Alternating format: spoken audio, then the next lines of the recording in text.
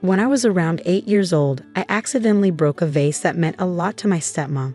She never really seemed to like me much, and she gave my dad an ultimatum. It's either her or me. I was sure my dad would choose me because we were really close, but that night he said I was going to stay at Grandma's. I couldn't believe it until I actually got there and he left. That moment changed something inside me. He called me every day and tried to visit as much as he could, but I couldn't pretend to be happy because I wasn't home. I stopped pretending pretty quickly. Looking back, I realized I acted like I didn't feel anything towards him. No anger or sadness, just numbness. Sometimes I overheard my dad complaining to Grandma about how I had changed. When I was 9, I told my mom I wanted to live with her all the time because I couldn't stand talking to my dad or seeing him anymore. Even though her apartment was small, she agreed. Honestly, I slept in her bed until I moved in with my fiancé. But I didn't mind because she's my mom, and it was better than being alone in my own room with him around. My mom and I got really close, and she signed me up for after-school activities so I could avoid my dad, and eventually, we just stopped talking to each other. I'm grateful for it because it meant I didn't have to be around him. A few years ago, my stepmom had a baby, and everyone was celebrating. But I was glad I wasn't there and hadn't even met the kid yet. I only saw him on special occasions or when they visited Grandma's house when I happened to be there. My fiancé proposed to me recently in a low-key way, and I only told a few family members about it. Now even Grandma knows how little I talk to my dad and how I keep him out of the loop. So it was a shock when my dad called me, inviting me to a family dinner to meet my fiancé and my new baby brother. I made up an excuse because I wasn't interested. Turns out Grandma spilled the beans, and I got angry with her for telling my dad about my engagement. Then my dad texted me, scolding me for taking my issues out on Grandma. I hate to admit it, but he was right about that. He sent me to Grandma's because he couldn't deal with me, and now he wants us to play happy family? Not happening. All I need to tell him is that my fiancé and I, congratulations by the way, have no interest in having dinner with a man who chose his wife over his own child because of a broken vase. And let's not even get started on how my stepmom got away with giving such an ultimatum in the first place. He's reaping what he sowed, no doubt about it. Speaking as a father myself, there's no way I'd ever prioritize a girlfriend over my own child, especially not for something as trivial as a vase. I'd probably burst out laughing if she ever tried to give me an ultimatum like that. It seems like both dad and stepmom are a match made in heaven, if you ask me. Honestly, I'd be tempted to send them a goodwill vase with a sarcastic note like, "Since you missed the wedding, here's a vase you can walk down the aisle anytime you want." Or maybe even a photo of the vase dressed up like a bride. If the OP is Jewish, perhaps she and her fiancé could film themselves smashing vases in a wedding-style video. Oh, but why not send a vase to your dad and stepmom to congratulate them on the new baby, along with a card? You could write something like, "Hope the new baby doesn't break anything too precious. Grandma's not getting any younger raising your kids," or even, "The day you chose your wife over your own child was the day I stopped being your daughter. Please refrain from contacting me, as I have no interest in maintaining a relationship with you." It's powerful and eloquent. And OP, don't forget to apologize to your grandma, but make it clear that you'll have to limit what you share with her if she continues to pass information along to your father.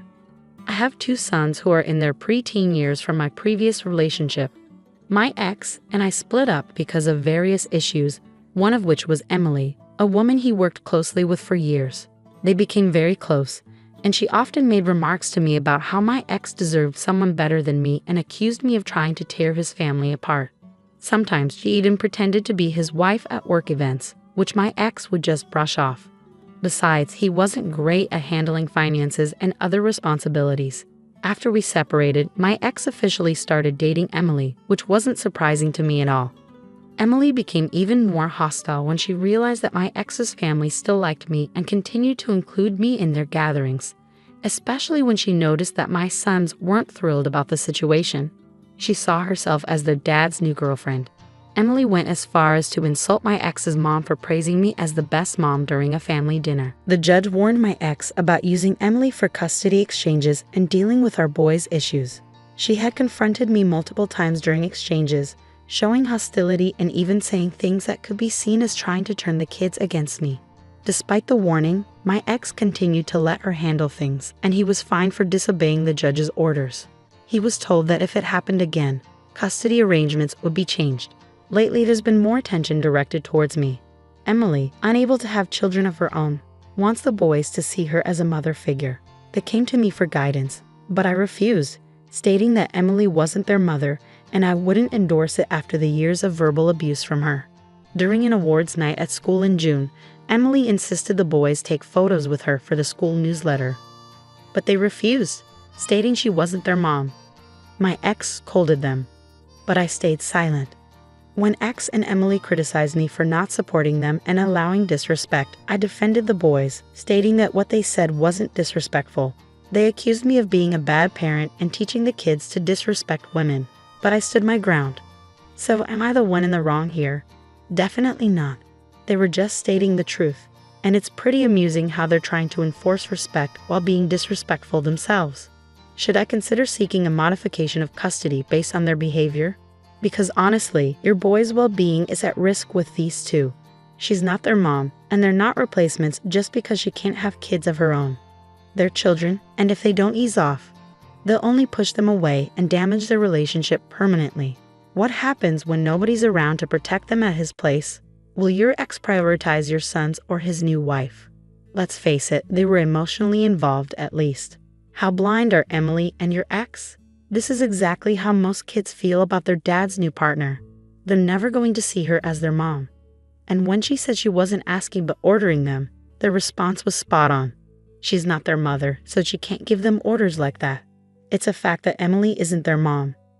And by being hostile towards their actual mother, she's not going to earn any motherly role in their lives. Your ex is making a huge mistake.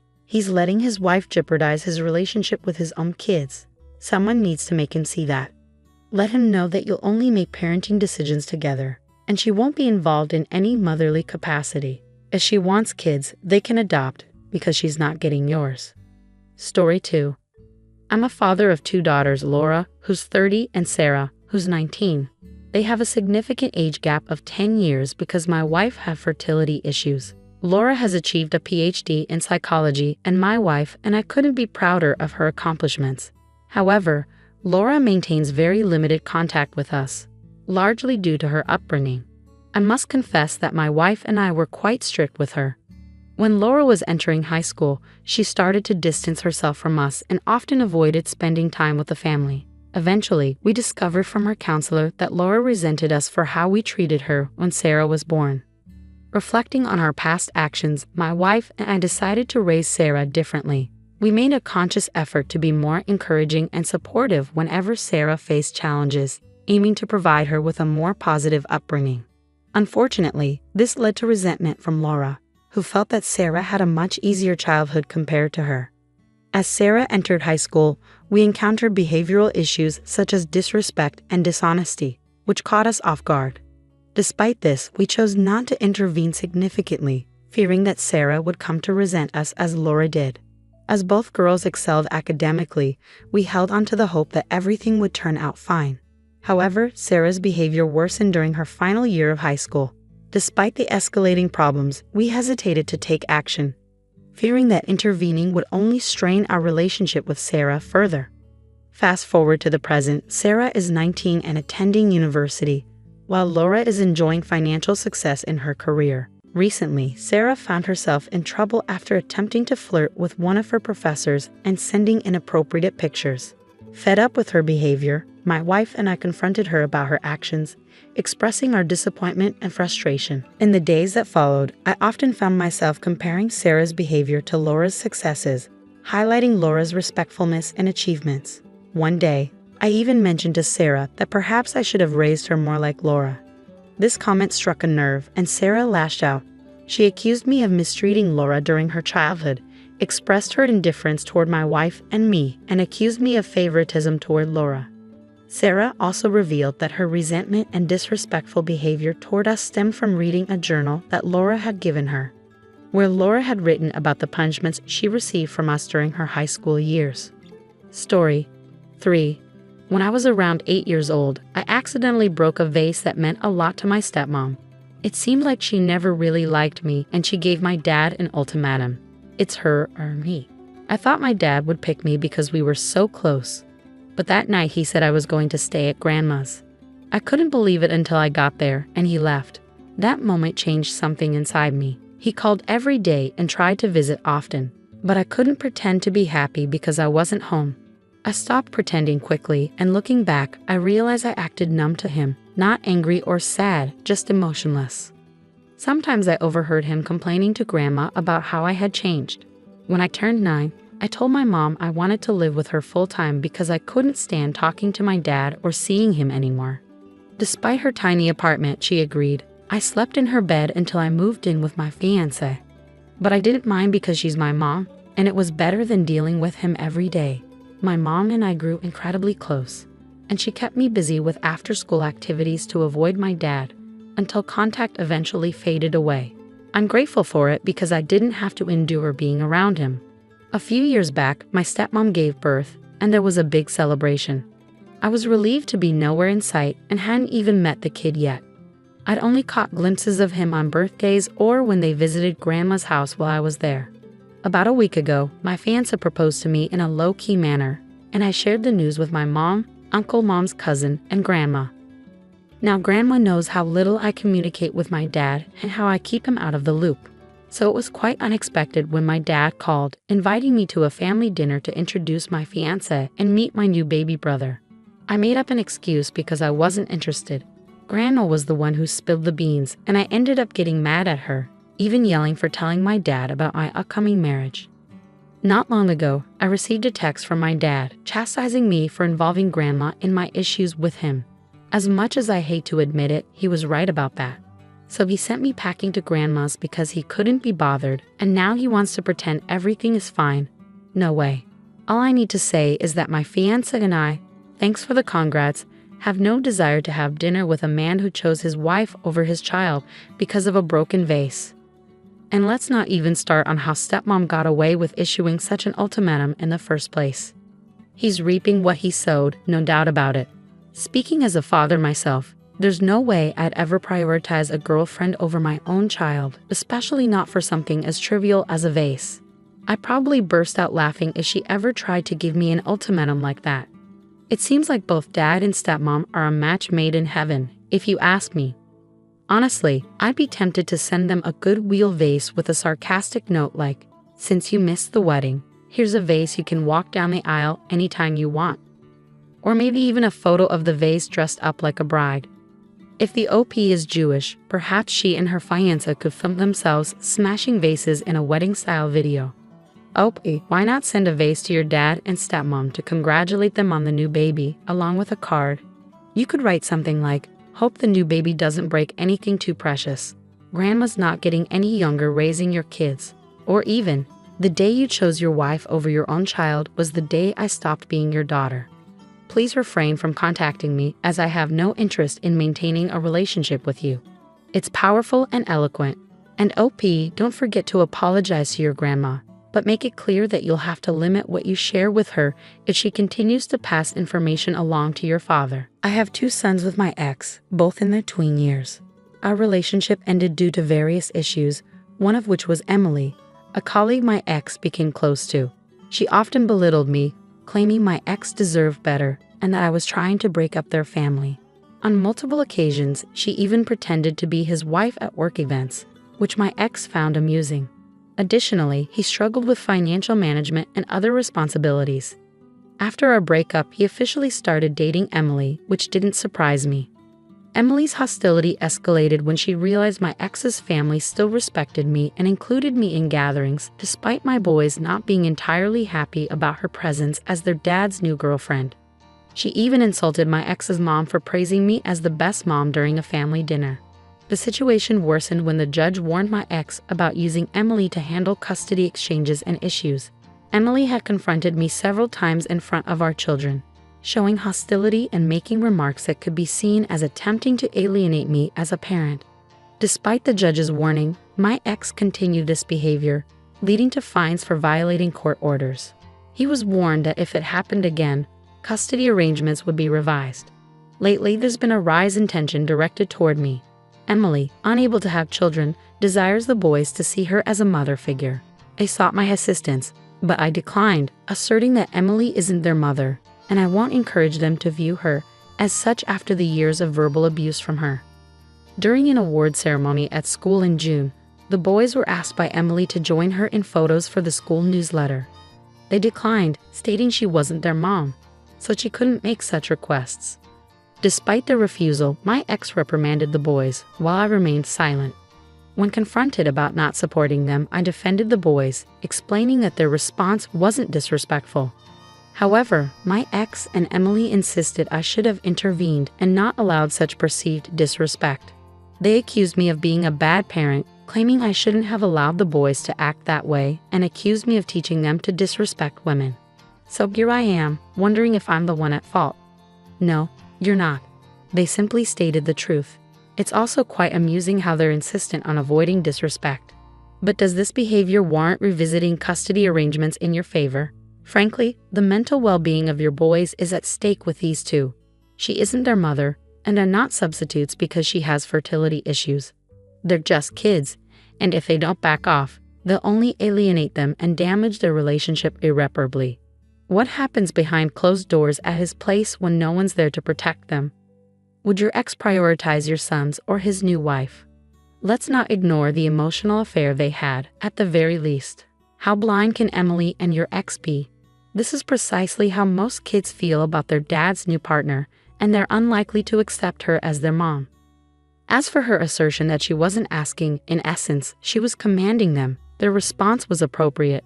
She's not their mother, so she can't dictate to them that way. Emily isn't their mother. That's a fact. By being hostile to their mother, she won't play a maternal role in their lives. Your ex is making a mistake. He's allowing his wife to jeopardize his relationship with his own kids. You need to make that clear to him. Tell him that you'll only make parental decisions with him, and none will involve her as a mother. If she wants kids, they better adopt because she's not getting yours. Story 4. I'm a 55-year-old father with 2 daughters, Laura, age 30, and Sarah, age 19. There's a significant 10-year age gap between them due to my wife's fertility issues, which is important to note. Laura has achieved a PhD in psychology, and my wife and I couldn't be prouder of her accomplishments. However, Laura maintains minimal contact with us, largely due to her upbringing. I must confess that my wife and I were particularly strict with Laura. As she entered high school, she began to distance herself from us, often refusing to spend time with the family. It wasn't long before we discovered through her counselor that Laura harbored resentment towards us for how we treated her when Sarah was born. Reflecting on our past mistakes, my wife and I made a conscious decision to raise Sarah differently. We aimed to provide her with encouragement and support, unlike the treatment Laura received. Despite our efforts, Sarah's teenage years were not without challenges. Issues such as disrespect and dishonesty arose during her high school years, leaving us perplexed as to their origins. Nevertheless, we tolerated her behavior, fearing that intervening would only result in her resenting us, similar to Laura. Both Laura and Sarah excelled academically, leading us to believe that we were on the right track. However, Sarah's behavior deteriorated during her final year of high school, yet we hesitated to take action, fearing that she would come to despise us as Laura did.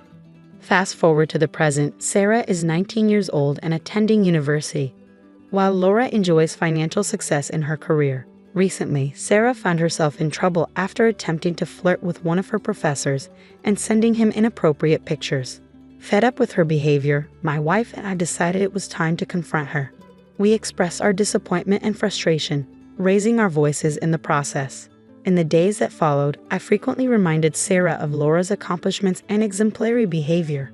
At one point, I even suggested that I should have raised her in the same manner as Laura.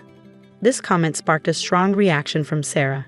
She lashed out, accusing me of mistreating Laura during her childhood and showing favoritism towards her. She expressed her disregard for my wife and me, claiming that my remarks had deeply hurt her.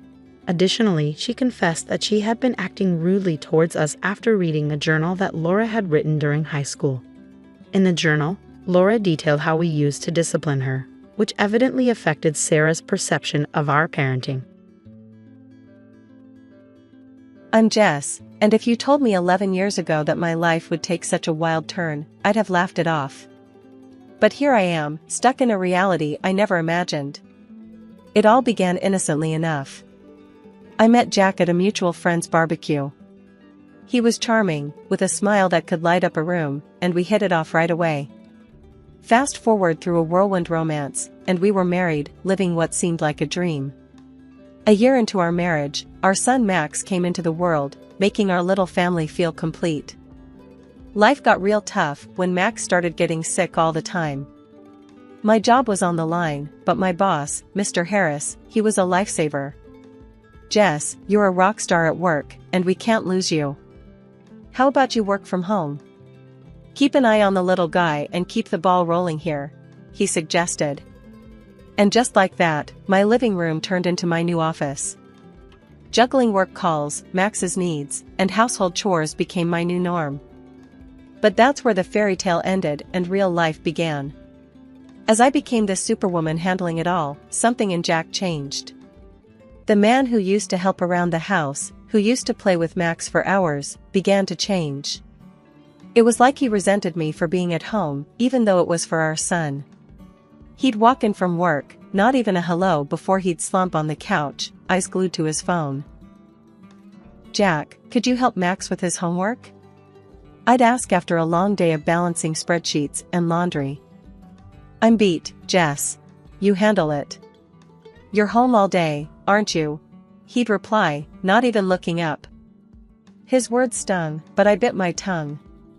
I didn't want to fight in front of Max, who was becoming more perceptive each day. But it wasn't just me. His attitude towards Max shifted too. Gone were the days of patient father-son chats. Now, it was all short, snappy comments. "Max, quit being a baby. Man up." Jack would snap when Max struggled with something. I tried to talk to Jack about it, to understand what was eating at him. But every attempt just bounced off him like he was made of stone. "Jack, we need to talk.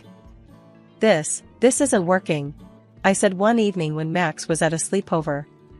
"Here we go again. Nag, nag, nag. You know, maybe if you weren't so busy playing the perfect housewife, you'd see I'm dealing with real stress at work," he retorted, his words laced with a bitterness that took me aback. "But we're supposed to be a team, Jack. It's us against the problem, not us against each other," I shot back, my patience wearing thin. "Save it, Jess. I've got enough on my plate without home becoming another battlefield," he said, dismissing the conversation with a wave of his hand before storming out. I stood there, in the silence of our living room, feeling more alone than ever.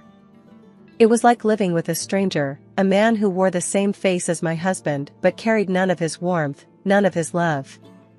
The shift in Jack's behavior didn't just come out of the blue.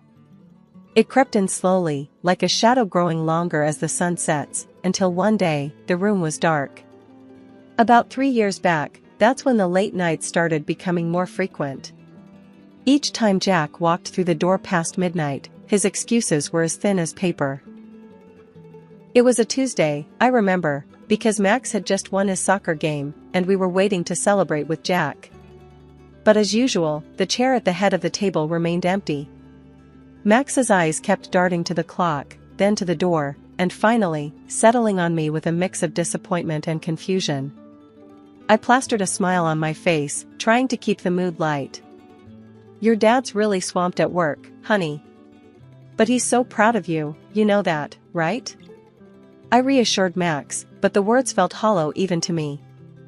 It wasn't until much later that Jack decided to grace us with his presence. The sound of the door creaking open pulled me out of my troubled thoughts. I was sitting at the kitchen table, the remains of a celebration that never was laid out in front of me. Jack walked in, looking worn out, but there was something else in his demeanor, something off. I could smell the faint trace of perfume, definitely not mine, and it made my stomach churn. "Jack, where have you been? Max waited up for you. He won his game today, remember?" I tried to keep the accusation out of my voice, but it was hard. The game. Yeah, work, Jess. It's killing me. You know how it is," Jack mumbled, not even bothering to meet my gaze as he made a beeline for the fridge. "No, I don't know, Jack. It seems like work is all you ever have to say these days." "And what's that smell?" Since when do your colleagues wear such strong perfume? I pushed, the words spilling out before I could stop them.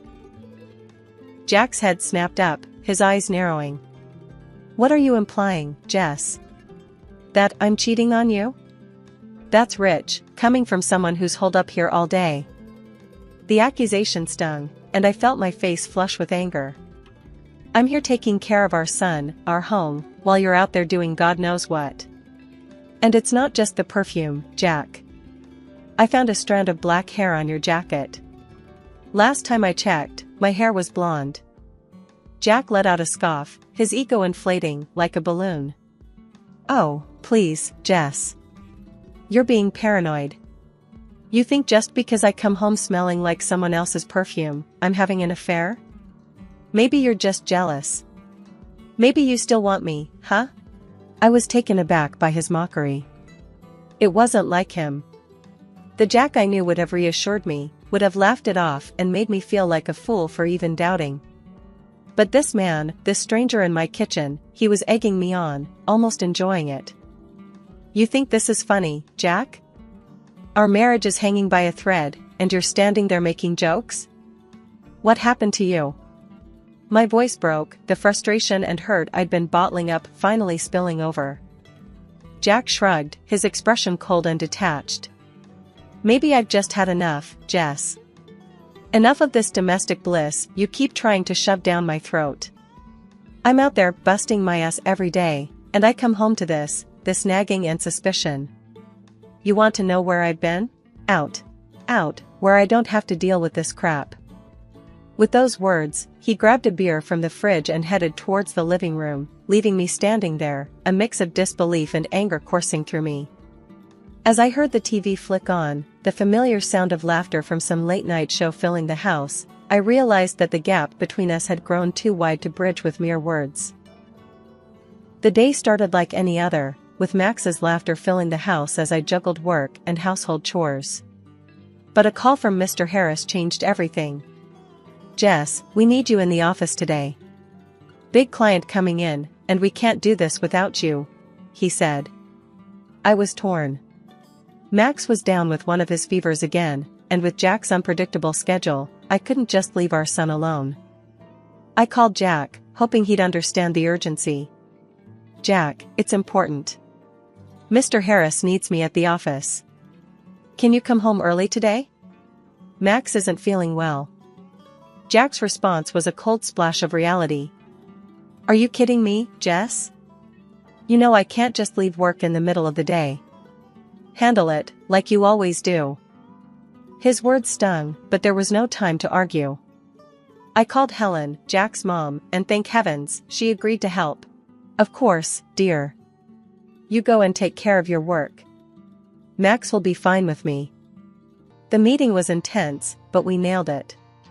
Mr. Harris suggested celebrating at a nearby restaurant, and though my mind was at home with Max, I couldn't refuse. We settled into our seats, the clinking of glasses and the murmur of conversations around us. But as I scanned the room, my heart dropped. There, in a dimly lit corner, was Jack, his hand on another woman's, their heads close together in intimate conversation. I felt like I'd been punched in the gut. Mr. Harris noticed my pale face.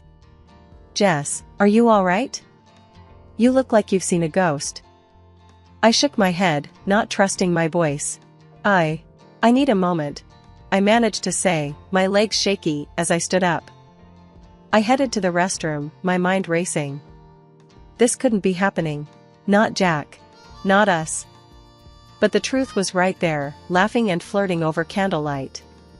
I splashed water on my face, trying to calm the storm inside me. As I looked in the mirror, a fierce determination replaced the shock. I wouldn't let this slide. Not this time.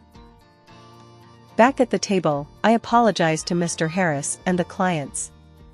I'm sorry, I need to take care of something urgent. Please excuse me. I left the restaurant, my mind a whirlwind of hurt and anger. Jack didn't even notice me leave, so engrossed was he in his affair. I made it home, my hands trembling as I opened the door. Helen was there, her concerned eyes meeting mine. Is everything all right, dear? I couldn't spill it, not then.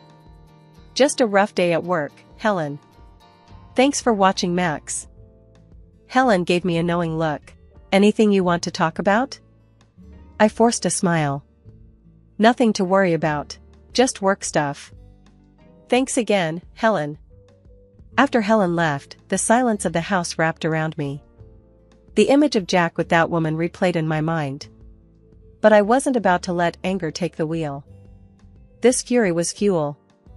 Jack had made his choice, and now it was my move. The game had shifted, and as the night crept in, a plan began to form. A plan to make sure Jack regretted betraying the family he took for granted. The next morning felt heavy, like I was carrying a weight around my heart. Jack had left early, his usual routine, acting like nothing was wrong. But everything had changed for me. As I watched Max play, his innocence a stark contrast to the mess of our lives, I knew I had to act. But how? I couldn't just confront Jack without proof, and my word against his wouldn't hold up. I remembered a conversation with a friend about a private detective they had used. It seemed like a drastic step, but desperate times called for desperate measures. I waited until Max was settled with his video games, then I made the call. "Hello, is this Mr. Reynolds?" I asked, my voice barely above a whisper. "Yes, this is he." "How can I help you, ma'am?" came the reply, professional and to the point. I took a deep breath. I need your services. I suspect my husband is involved with someone else. I need proof.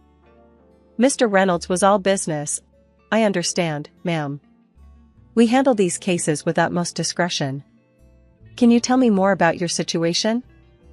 I poured out the details, the late nights, the perfume, the restaurant incident. Mr. Reynolds listened without interruption, then said, "We can start surveillance on your husband immediately. We'll gather evidence and keep you updated. My fee is..." I agreed without hesitation. The price didn't matter, I needed the truth. Days turned into weeks, and each time Mr. Reynolds sent over photos or snippets of conversations, my heart sank a little more. Jack with the same woman, at restaurants, at a park, and once, chillingly, at a jewelry store.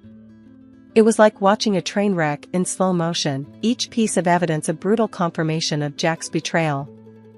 One evening, as I sat staring at the latest set of photos, Max came up to me. "Mom, why are you sad?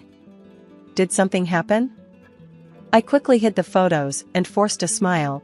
"It's nothing, honey. Just some work stuff.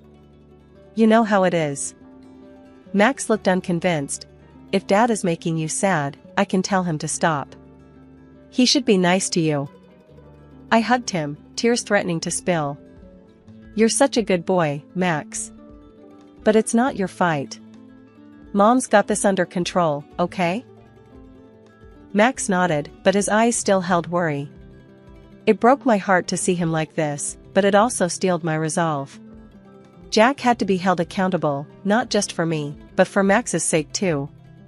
Max's 10th birthday should have been a day of joy and laughter, a celebration of a decade of life.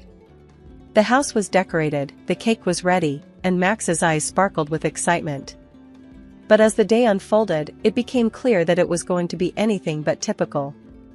Jack, once the cornerstone of our little family, had been drifting away, his presence now just a shadow. This day was no different. "Jess, work slammed. I can't make it," he said over the phone, his voice as cold as the winter wind. I watched from the window as he drove off, leaving a cloud of dust and a heavy heart behind. Helen and George, Jack's folks, did their best to fill the void, their faces a mix of concern and disappointment. The party was in full swing, the sound of children's laughter a bittersweet melody. Then, out of nowhere, my phone shattered the calm. Jack's voice, panicked and loud, boomed through the speaker. "Our son's been hit. He's at the hospital now." The room froze, the festive air turning to ice. But there, right in front of me, was Max, safe and unharmed. "Jack, check your number." "Max is right here, safe and sound," I said, my voice steady, betraying none of the turmoil inside. There was a pause, a moment of silence that felt like an eternity. Then, a quiet, "Sorry, wrong number," before the line went dead. The room was thick with confusion and unspoken questions. I gently nudged Max towards his room, his new video game in hand. "Go on, sweetie." "I'll be right there," I said, mustering a smile that felt more like a grimace. Once Max was out of sight, I turned to face Helen and George. Their faces were a mix of shock and worry, a silent demand for an explanation hanging in the air. "Helen, George, there's something you need to know," I began, my heart heavy. "Jack hasn't just been buried in work. He's involved with someone else. They have a child together, a little boy." The words hung in the air, heavy and suffocating. Helen's eyes welled with tears, and George's jaw clenched, his anger barely contained. "Jess, are you certain?" Helen's voice was a whisper, her world crumbling. I nodded, the truth a bitter pill. "I've seen them, heard their conversations. It's undeniable." The room was silent, the weight of betrayal pressing down on us. "We're with you, Jess. Our son, doing this, it's unforgivable," Helen said, her voice quivering but strong. George stood up, his posture rigid with resolve. "Jack will have to face us, to explain this madness. He owes you, answers." The rest of the day was a haze. The candles were blown out, the cake was cut, but the joy was overshadowed by the storm that loomed on the horizon. As the sun set, casting long shadows across the room, I realized that this was no longer just my battle. That evening, the house was quiet, too quiet. It was the calm before the storm. I sat in the living room, Helen and George by my side, the air heavy with anticipation. We were waiting for Jack, the man who had shattered our lives with his deceit. The door creaked open, and there he was, sneaking in like a thief, unaware of the confrontation that awaited him. He tiptoed towards the stairs, but before he could take another step, I flicked on the light. "Evening, Jack. How's your son? The one who got hit by a car?" I asked, my voice calm but laced with a venom that made him freeze in his tracks. Helen and George sat there, silent sentinels, their eyes fixed on Jack, waiting for his response. Jack's face went pale, his facade crumbling. That was a bad joke, Jess. I didn't mean it."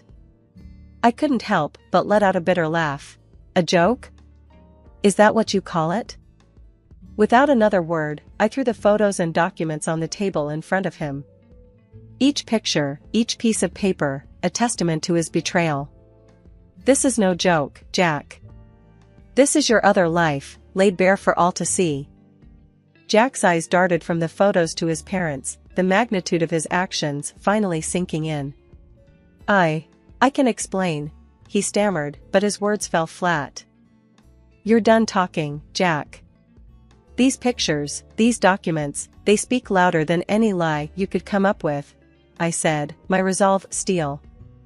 Helen let out a sob, her hands covering her face. George's expression was stone, his disappointment a tangible force in the room. "To think our son would stoop this low," he muttered. Jack turned to his parents, desperation in his eyes. "Mom, Dad, But George cut him off, his voice firm and final. "You've made your bed, Jack. Now you lie in it. I'm cutting you off. Everything you would have gotten goes to Max." Jack looked at me, a last-ditch plea in his eyes. "Jess, please. I'll do anything. Don't do this." But the time for mercy had passed. "You had your chance, Jack. Now it's time you face the consequences. I want a divorce, and I'll make sure you pay for every heartache you've caused." The room was silent, the finality of my words hanging in the air. Jack, defeated and broken, gathered his things, his departure marking the end of our life together but the beginning of a new chapter for me, for Max, for us. Days after Jack's departure, the echo of the door slamming still hung in the air like a bad odor. I thought I'd seen the last of the drama, but I was dead wrong. The doorbell rang, a sharp, intrusive sound that felt like an invasion. Standing there, with a smirk that could sour milk, was Jack's mistress, her confidence as misplaced as her morals. Well, if it isn't the jilted wife. Time to pack up, darling. Jack's with me now, and so's everything that was yours. This pretty little house? I'm thinking curtains, maybe some new furniture. Her words were like nails on a chalkboard. I couldn't help but laugh, the sound bitter. You're dreaming if you think you can claim my house. This place? It's from my family. Jack couldn't lay a claim on it if he tried. Her smug expression faltered, confusion and anger warring on her face. She whipped out her phone, her false nails tapping furiously. Jack, you better explain this right now. You said this house was ours. In no time, Jack was at the door, his face ashen. The house, it's Jess's, he stammered, avoiding my gaze. The mistress's face turned a shade of red I didn't know existed. You pathetic liar. You promised me a fairy tale, and now you're telling me it's just a bedtime story? I watched the drama unfold, my arms crossed, a smirk playing on my lips. But I had one more card to play. Seems like we're airing dirty laundry today. Why not throw in these? I said, slapping the photos on the table. Looks like someone's been two-timing. Here you are, leaving a hotel with another man. Care to explain, sweetheart? The room erupted into chaos, a tornado of insults, accusations, and shattered illusions. I stood there, the eye of the storm, watching the destruction. Thinking of a paternity test, Jack? Might want to find out if you're really the daddy. The aftermath was a scene from a soap opera. The mistress, her dreams shattered, stormed out, leaving Jack standing in the ruins of his choices. And me? I stood tall, the victor in a battle I never wanted to fight. The final chapter of the tumultuous saga brought both closure and new beginnings. The divorce was more than a legal separation, it was the severing of ties that had bound me to a life of uncertainty and betrayal. Jack, in a desperate attempt to cling to a shred of dignity, underwent the DNA test, only to have his illusions shattered. The child he thought was his bore no trace of his DNA. Helen and George, once the loving grandparents and in-laws, now stood as my steadfast allies.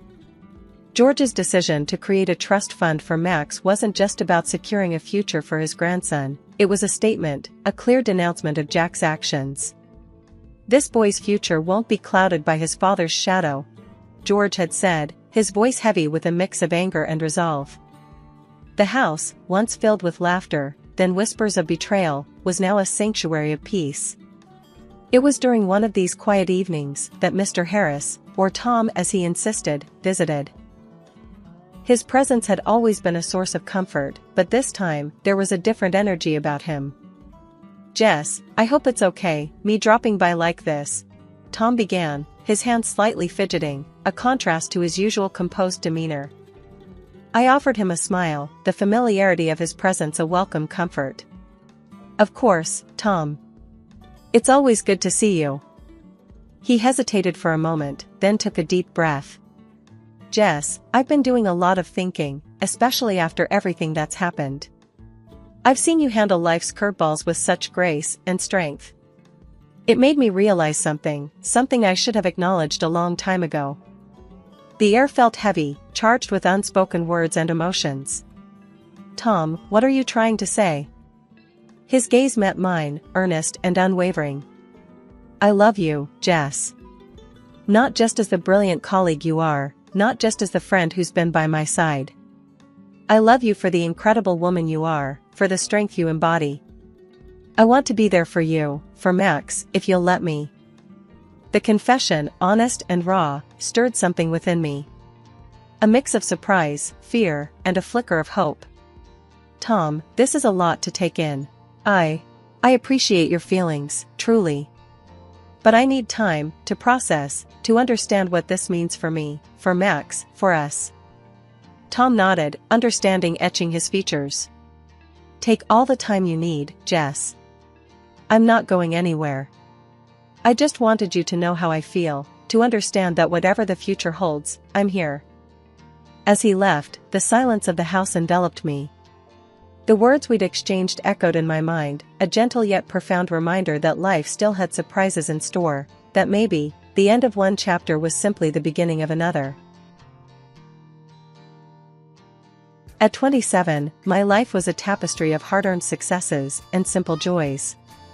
I was Jenna, a name known in the corridors of a renowned company, not just for my skills, but for the warmth I carried.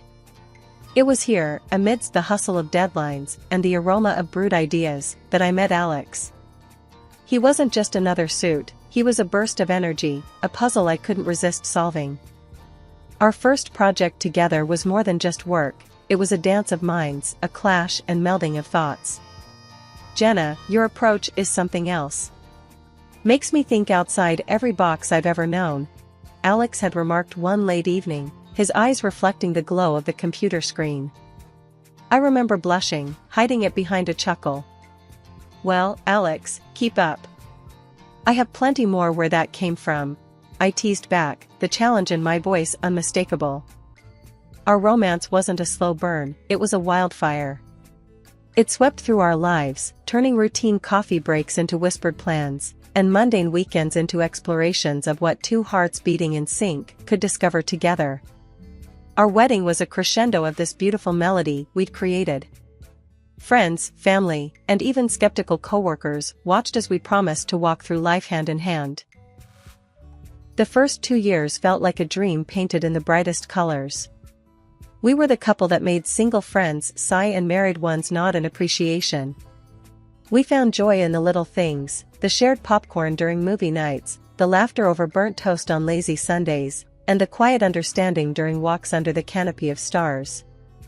But beneath the surface of this seemingly perfect life was a silent storm brewing. The joy of our love was shadowed by an absence, a void where the laughter of a child should have been. Each month brought hope, and with it a tinge of despair. The negative tests were like whispers, reminding us of the one dream that remained just out of reach. I remember the nights, lying next to Alex, the moon casting a soft glow on his face. "Do you ever think about it? About kids, I mean," I'd ask, my voice barely above a whisper. Alex, ever the optimist, would pull me close, his voice steady and sure. "Of course, Jenna. It'll happen when it's meant to be. We've got each other, and that's more than enough for now." But as months turned into years, the absence grew into an unspoken presence between us. The walks felt longer, the movies less captivating, and the parties became a reminder of what we longed for but couldn't seem to grasp. The laughter of our friends' children echoed like a melody we couldn't quite reach. The air was thick with the sounds of laughter and clinking glasses. Alex and I were at one of our friends' annual bashes, a night when everyone seemed to forget their worries. I was mingling, half listening to stories I'd heard a dozen times, when a voice cut through the din, a voice from a past chapter of my life. "Jenna, is that really you?" The voice was unmistakable, laced with a boldness that belonged to only one person, Lisa, my high school friend. She hadn't changed a bit, still carrying herself with a presence that turned heads, her style as striking as her personality. I turned, my surprise morphing into a smile. "Lisa. I can't believe it's you. It's been ages." Her laughter rang out, genuine and hearty. "Too long, Jenna. Look at you, all sophisticated and successful. I always knew you'd make something of yourself." Our conversation flowed effortlessly, memories of our school days weaving through the chatter of the party. I noticed Alex watching from a distance, his eyes curious, but cautious. When Lisa waved him over, his approach was measured, his greeting polite but reserved. "Alex, meet Lisa, an old friend from school." I introduced them, watching the interaction closely. Alex extended his hand, his smile polite. "Nice to meet you, Lisa. Jenna's told me a lot about her school days." Lisa's reply was quick, a hint of mischief in her eyes. "All good things, I hope. Jenna and I go way back. Had quite the adventures, didn't we?" The conversation was light, filled with the banter of rekindled friendships and shared histories. But I caught the subtle glances, the unspoken words hanging in the air. Lisa was a force, her vivacity undeniable, but her reputation from our school days, the heartbreaker, the free spirit, lingered in the back of my mind. Over time, Lisa's visits became more frequent, our chats more intimate. We shared stories, laughed over old jokes, and confided in each other like the years apart had been mere days. It felt good, having a piece of my past back, a reminder of carefree days. But as Lisa's presence grew, so did the silence between Alex and me. The void of our unfulfilled dreams seemed to grow wider, the absence louder. Our home, once filled with the echoes of our laughter, now held whispered conversations and unspoken fears. It was during one of Lisa's visits that I finally voiced the worry that had been gnawing at me. The evening was winding down, the room bathed in the soft glow of the setting sun. "Lisa, I don't know what's wrong. Alex and we've been trying, but it's just not happening. The child we've dreamed of, it feels like a mirage now." Lisa's eyes met mine, a depth of understanding in her gaze. "Jenna, these things can be complicated. Have you seen a doctor? Sometimes it's not just a one-person issue." Her words, simple yet profound, struck a chord. It was a reality I had skirted around, a truth I had been reluctant to face. But in that moment, with Lisa's frankness, the path forward seemed a little clearer, albeit daunting. Months turned into a silent agony of waiting and hoping. Each failed attempt at starting a family chipped away at the joy that once filled our home. "It's just not happening, Alex. We need to face this, face it together," I said one night, the desperation clear in my voice. Alex's reluctance was like a wall between us. "Jenna, why are you so hung up on this? I'm telling you, it's not me." "But fine, if it makes you happy, I'll do the tests," he finally conceded after countless conversations that seemed to go in circles. The day we went for the full examination felt like a step into the unknown. A part of me was scared of what we might find, but a bigger part just wanted answers. "Whatever this brings, we'll deal with it, right?" I asked Alex, seeking some reassurance. He just nodded, his usual confidence replaced by a quiet tension. The wait for the results was like living in limbo, each day stretching longer than the last. During these trying times, Lisa, my blast from the past, was a surprising source of comfort. "Jenna, you're one tough cookie. Whatever comes out of this, you'll handle it. You always do," she'd say, her support unwavering. But life has a way of throwing curveballs when you least expect them. It was a chance encounter on the street that planted a seed of doubt in my mind. A former classmate, someone who knew the high school version of Lisa all too well, stopped me with a reminder of the past. "Jenna, watch out for Lisa, okay? She was a real piece of work back in the day, breaking hearts left and right. You remember, right?" she said, her tone half concerned, half curious. I laughed it off, the idea of Lisa, my rock during these turbulent times, being anything less than genuine seemed far-fetched. "People change. Lisa's not like that anymore," I responded, but the conversation left a nagging feeling in the pit of my stomach. Later that day, as Alex and I sat in our usual silence, I decided to address the elephant in the room. "Alex, can I ask you something? What do you think about Lisa?" His reaction was immediate and defensive, a stark contrast to his usual nonchalance. "Why does it matter? She's just your friend.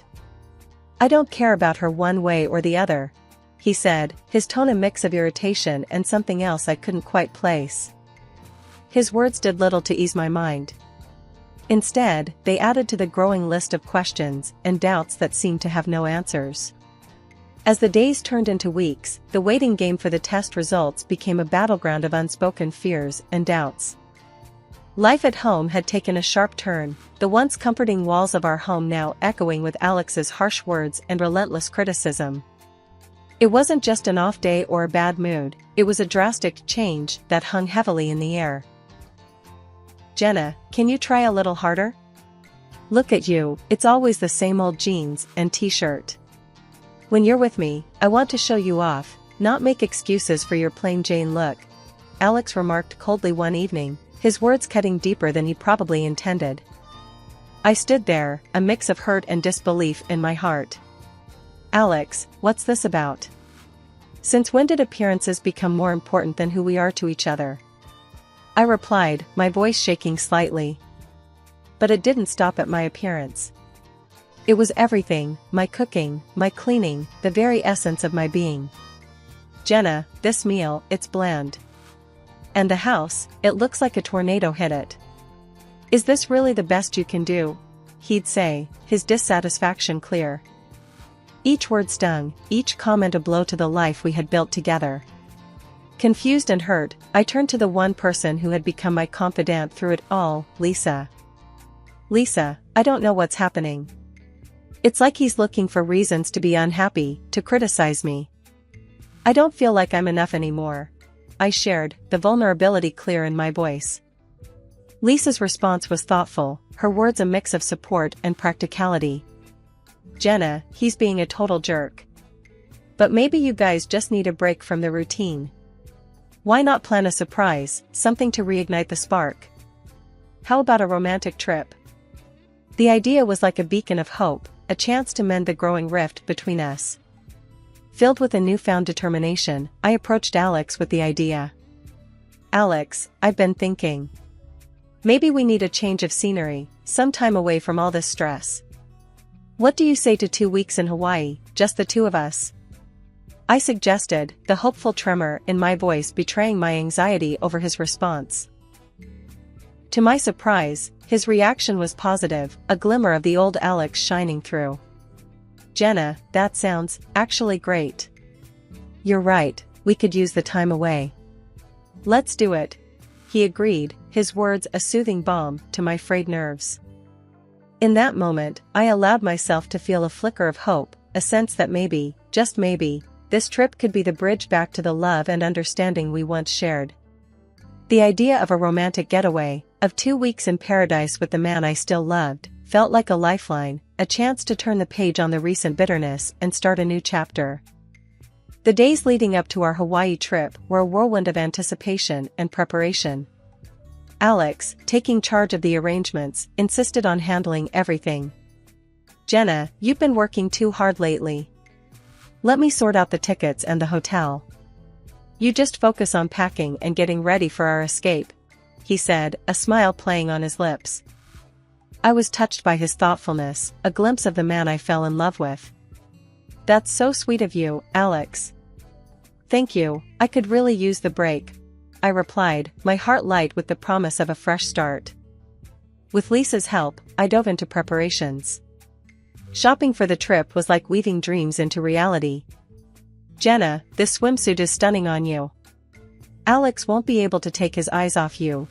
Lisa chuckled as I twirled in front of the mirror, the fabric hugging my curves just right. Thanks, Lisa.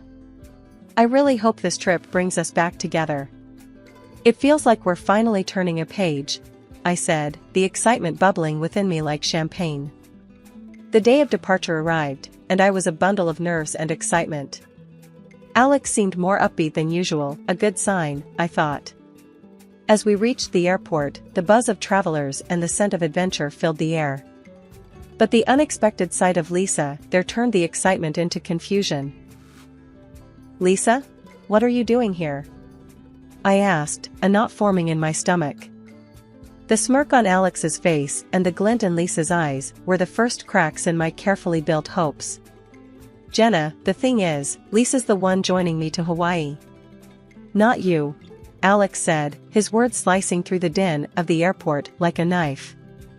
I stood there, disbelief and betrayal warring within me. But Alex, this trip was for us, our chance to reconnect. I stammered, the world tilting around me.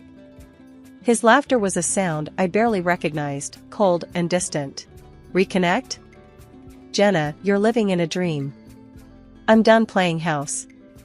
Lisa and we're a thing now. Your little vacation plan just turned into our romantic getaway. Lisa's grip on Alex's arm tightened, her victory clear in her eyes. Oh, Jenna, you're such a dear friend. Funding our little escapade, how generous of you. Their words were daggers, their laughter a poison spreading through my veins. "You're leaving me just like this?" I managed to say, my voice a mere whisper. He shrugged, the casualness of his betrayal a final blow. "The divorce papers waiting for you at home, Jenna. Just sign them. It's the least you can do for us." Left alone in the echoing vastness of the airport, the world around me felt unreal, like a scene from a movie where the protagonist's life unravels before her eyes. My heart was heavy, a mix of betrayal, shock, and an overwhelming sense of loss consuming me. It was then, amid the chaos of my crumbling world, that an unexpected voice reached out. "Hey, are you okay? Do you need help with anything?" The voice was gentle, concerned, cutting through the fog of my despair. I looked up, my eyes meeting those of a stranger. He was about my age, his expression kind, genuine. My husband, they just left me here," I stammered, the words feeling foreign as they left my lips. The man hesitated for a moment, then took a careful step closer. "I'm Ethan. If you want, I can stay with you for a bit, or help you get home, whatever you need," he offered, his tone warm and sincere. His kindness, a stark contrast to the cold betrayal I had just experienced, was a small light in the darkness. "Thank you, Ethan. I'm Jenna. I don't even know where to begin." We found a quiet corner in a cafe, the noise of the airport fading into the background. Ethan listened as I poured out the story, the pain, and confusion evident in my every word. "So, he planned this all along? Took your idea and turned it into this?" Ethan's voice was a mix of anger and disbelief. I nodded, the reality of the situation sinking in deeper with every spoken word. "I feel so foolish, Ethan. To think I was planning this trip to fix things, and all the while, he was planning this." Ethan's gaze was steady, supportive. "Jenna, you're not foolish. You're human, and you trusted someone you loved. That's not foolishness, that's courage. And his actions, that's cowardice."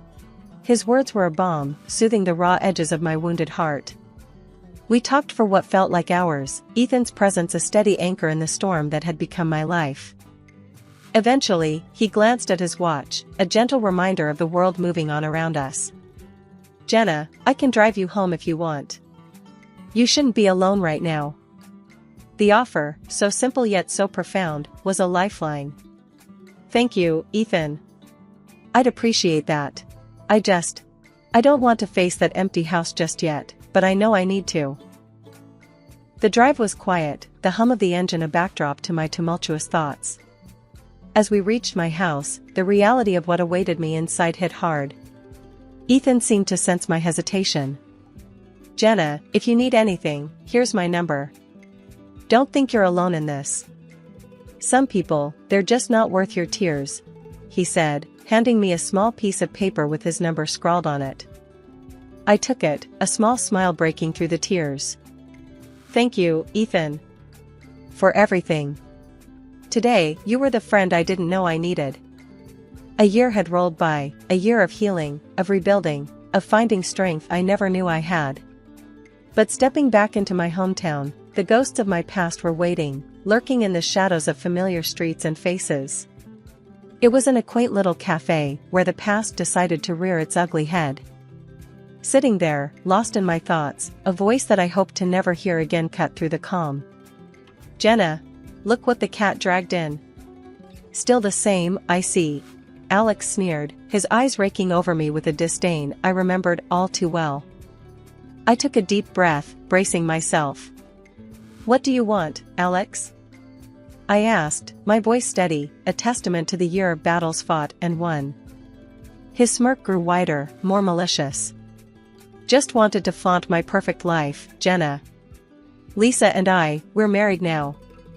And guess what? She's given me a child, something you never could." His words stung, a deliberate jab at my deepest wounds. But the old Jenna, the one who would crumble, was no more. "Good for you, Alex.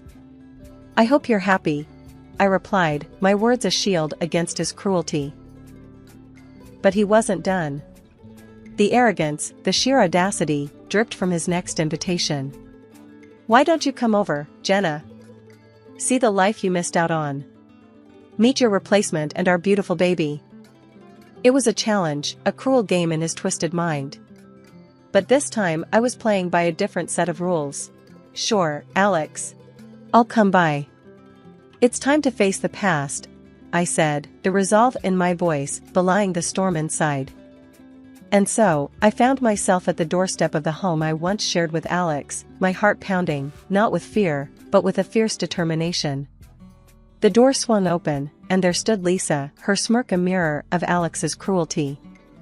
"Jenna, you haven't changed a bit. Still the same old gray mouse," she taunted, her words dripping with scorn. But the Jenna standing at her doorstep was not alone. Beside me stood Ethan, the unexpected ally from the airport, now my partner, my strength. I introduced him with pride swelling in my chest. "Lisa, meet Ethan, my husband." The shock on their faces was a sight to behold. Alex's smugness faltered, Lisa's mockery dimmed. They tried, oh how they tried, to belittle us, to break us down with their venomous words. But together, Ethan and I stood strong, a united front against the storm of their malice. "Jenna, I can't believe you'd stoop so low. Bringing him here, what a desperate move," Alex scoffed, his words a feeble attempt to regain control. Ethan's arm around my shoulder was all the response I needed. "Desperate? No, Alex.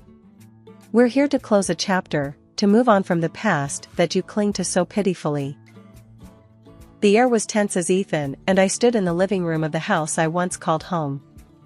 The walls, once witnesses to my heartache, were now the backdrop for the final act of a saga that had tormented me for too long. Alex's mocking tone sliced through the silence. "Remember how lost you looked at the airport, Jenna? Like a little puppy abandoned by its owner." I still laugh thinking about it. The words were meant to wound, but as I looked into Ethan's supportive eyes, I felt an unwavering strength within me.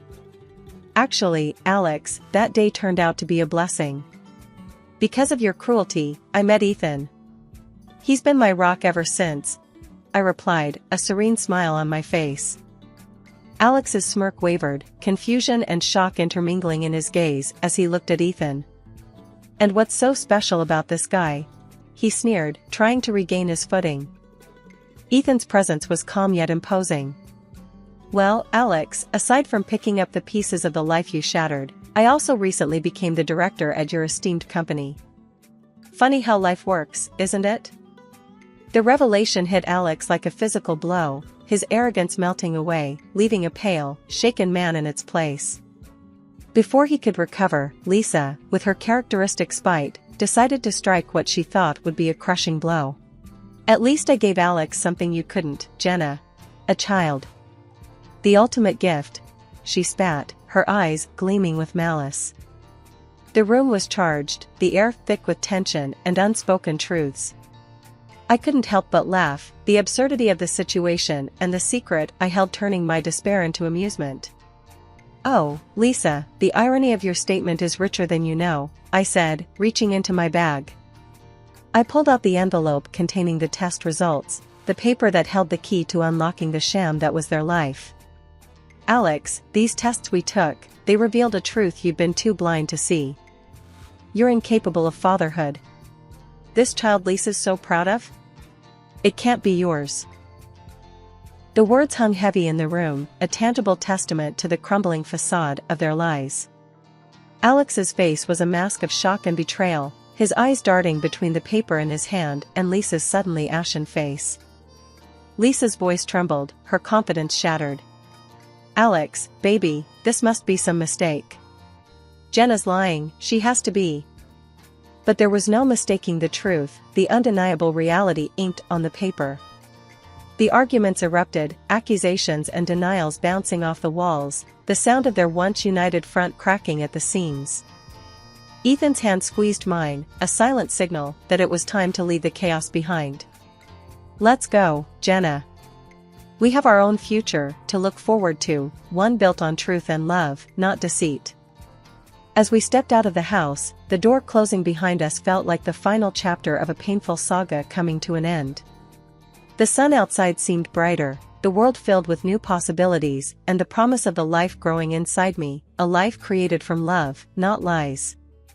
Behind us, Alex and Lisa's world, a house of cards built on deception, was left to collapse. The courtroom would be their next battleground, but for Ethan and me, it was the start of something beautiful.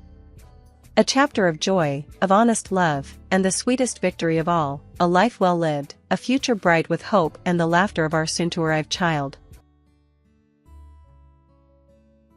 It was just another ordinary Tuesday evening in our household, the kind where you're winding down from the day's work, thinking about what to cook for dinner, and maybe catch up on some TV shows you've missed. Mike, my husband of 20 years, was lounging on the sofa, flicking through channels, while I was in the kitchen pondering whether spaghetti or chicken salad would be the lesser of two evils for our waistlines.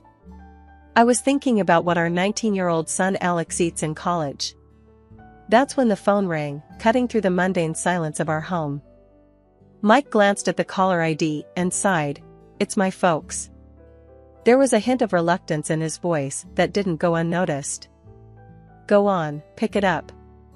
"It's been ages since we last heard from them," I called out from the kitchen, trying to sound more enthusiastic than I felt. Mike's parents, Linda and George, weren't exactly the easiest people to get along with. Their rare calls usually meant they wanted something. Mike pressed the speaker button, and we both braced ourselves. "Hey, Mom, Dad, what's up?" The voice that came through was Linda's, choked with tears. "Oh, Mike, it's all gone. Everything's gone." George's gruffer, more panicked tone interjected. "The company, son. It tanked. We've lost the house, the cars, everything." I stopped what I was doing, the gravity of their situation sinking in. Mike and I exchanged worried glances. Despite our strained relationship, hearing them so vulnerable struck a chord. "So, what's the plan now? Where are you guys staying?" Mike asked, his voice tight with concern. "That's just it, son. We have nowhere to go. We were hoping, maybe, we could come stay with you and Kareen for a while." Linda's voice was hopeful, yet hesitant. Mike ran a hand through his hair, a clear sign he was stressed. "Well, you know the house is actually Kareen's, left to her by her grandma. I gotta talk to her about it." I knew what was coming next. As much as Linda and George could be a handful, they were still his parents. Turning them away wasn't an option, not really. I walked into the living room, taking the phone from Mike. "Linda, George, listen, we can figure something out. But it's only temporary, okay? Just until you get back on your feet." "Oh, thank you, dear. You're a lifesaver. We won't be any trouble, promise," Linda gushed, relief evident in her voice. After we hung up, Mike slumped back on the couch, a mix of emotions playing across his face. "Babe, you sure about this? You know how they are. Always looking down on our lifestyle, expecting the moon." I sighed, sitting next to him, taking his hand. I know. But they're your folks.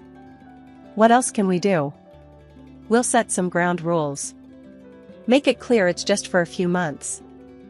Mike nodded, looking somewhat relieved, but still anxious. "They mentioned bringing some things. I hope it's not their entire house." The morning Linda and George were due to arrive felt like the calm before the storm. Mike and I had been up since dawn, double-checking every room to ensure everything was as comfortable as possible. Our attempt to bring some order before the inevitable chaos. "Kareen, do you think they'll like the setup in their room?" Mike asked for what felt like the 10th time, his forehead creased with worry. I shrugged, adjusting a pillow for the umpteenth time. "They'll have to. It's not the Ritz, but it's the best we can do." The sound of engines rumbling down our street cut our conversation short. We exchanged a look that said, "Here we go," and made our way to the front door. As we stepped outside, two massive moving trucks pulled up, blocking our driveway. Jesus, did they bring the whole house? I muttered under my breath as Mike squeezed my hand, a silent plea for patience. Linda and George emerged from a sleek rental car, looking every bit the displaced royalty. Linda, with her fur coat draped over her shoulders despite the mild weather, and George, in a suit that looked too formal for our quiet, suburban street. "Kareen, Mike. Oh, how we've missed you!" Linda exclaimed, embracing me with a force that nearly knocked the wind out of me. "Good to see you, Mom, Dad," Mike managed, his voice tight as he accepted their hugs. As the movers began unloading, the sheer volume of some things they'd mentioned became horrifyingly clear. Furniture, boxes, more boxes, and endless bags started piling up in our driveway. Mike and I helped direct the movers, but it quickly became apparent that our house was not prepared for the influx. Every room on the ground floor was soon crowded with their belongings, leaving just narrow paths to navigate through. As the movers left, George clapped his hands together, looking pleased. "Well, this feels homier already, doesn't it?" That evening, after a day of moving and rearranging, we sat down for dinner. The air was thick with tension, an uncomfortable blend of gratitude and resentment simmering just below the surface. "So, Kareen, this spaghetti is interesting," Linda remarked, poking at her plate with a fork as if she expected it to bite back. "It's a family recipe," I replied, trying to keep my voice even. "Simple but good." Was all she said, but her expression spoke volumes. Mike, sensing my growing frustration, jumped in. "Mom, Dad, we're really glad we could help out in your time of need. But we need to remember we're all in this together. It's going to be a bit of an adjustment for everyone." The conversation stumbled along, a clumsy dance around the obvious elephants in the room. After dinner, as we were clearing the table, Mike pulled me aside. "Kareen, this is going to be harder than we thought," he whispered, his eyes filled with concern. I sighed, leaning into him. "We knew it wouldn't be easy. But we'll make it work. Somehow." The initial excitement of Linda and George's arrival quickly faded, replaced by the daily grind and growing tensions.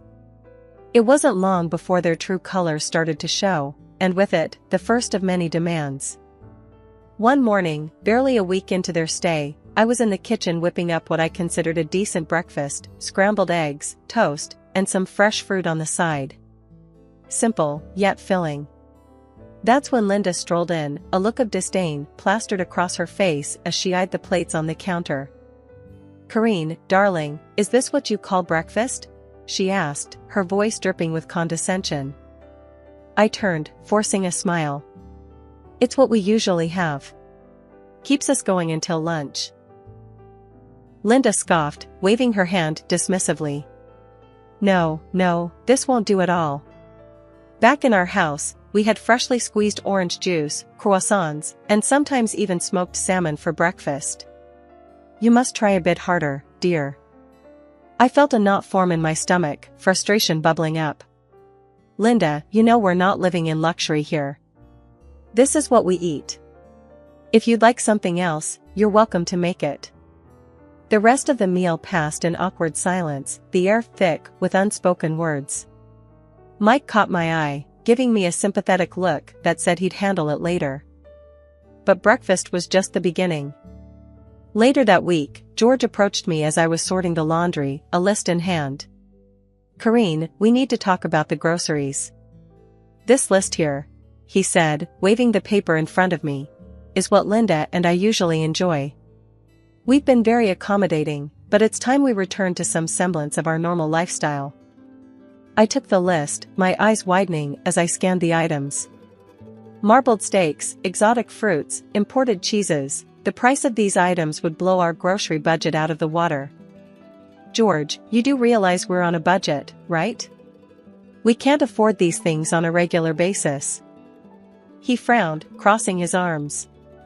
"Well, you'll just have to make do, won't you? We can't be expected to live like this. It's beneath us." I was at a loss for words. The audacity of their demands, their complete disregard for our situation, it was all too much. That night, I vented to Mike, my patience wearing thin. He promised he would talk to them.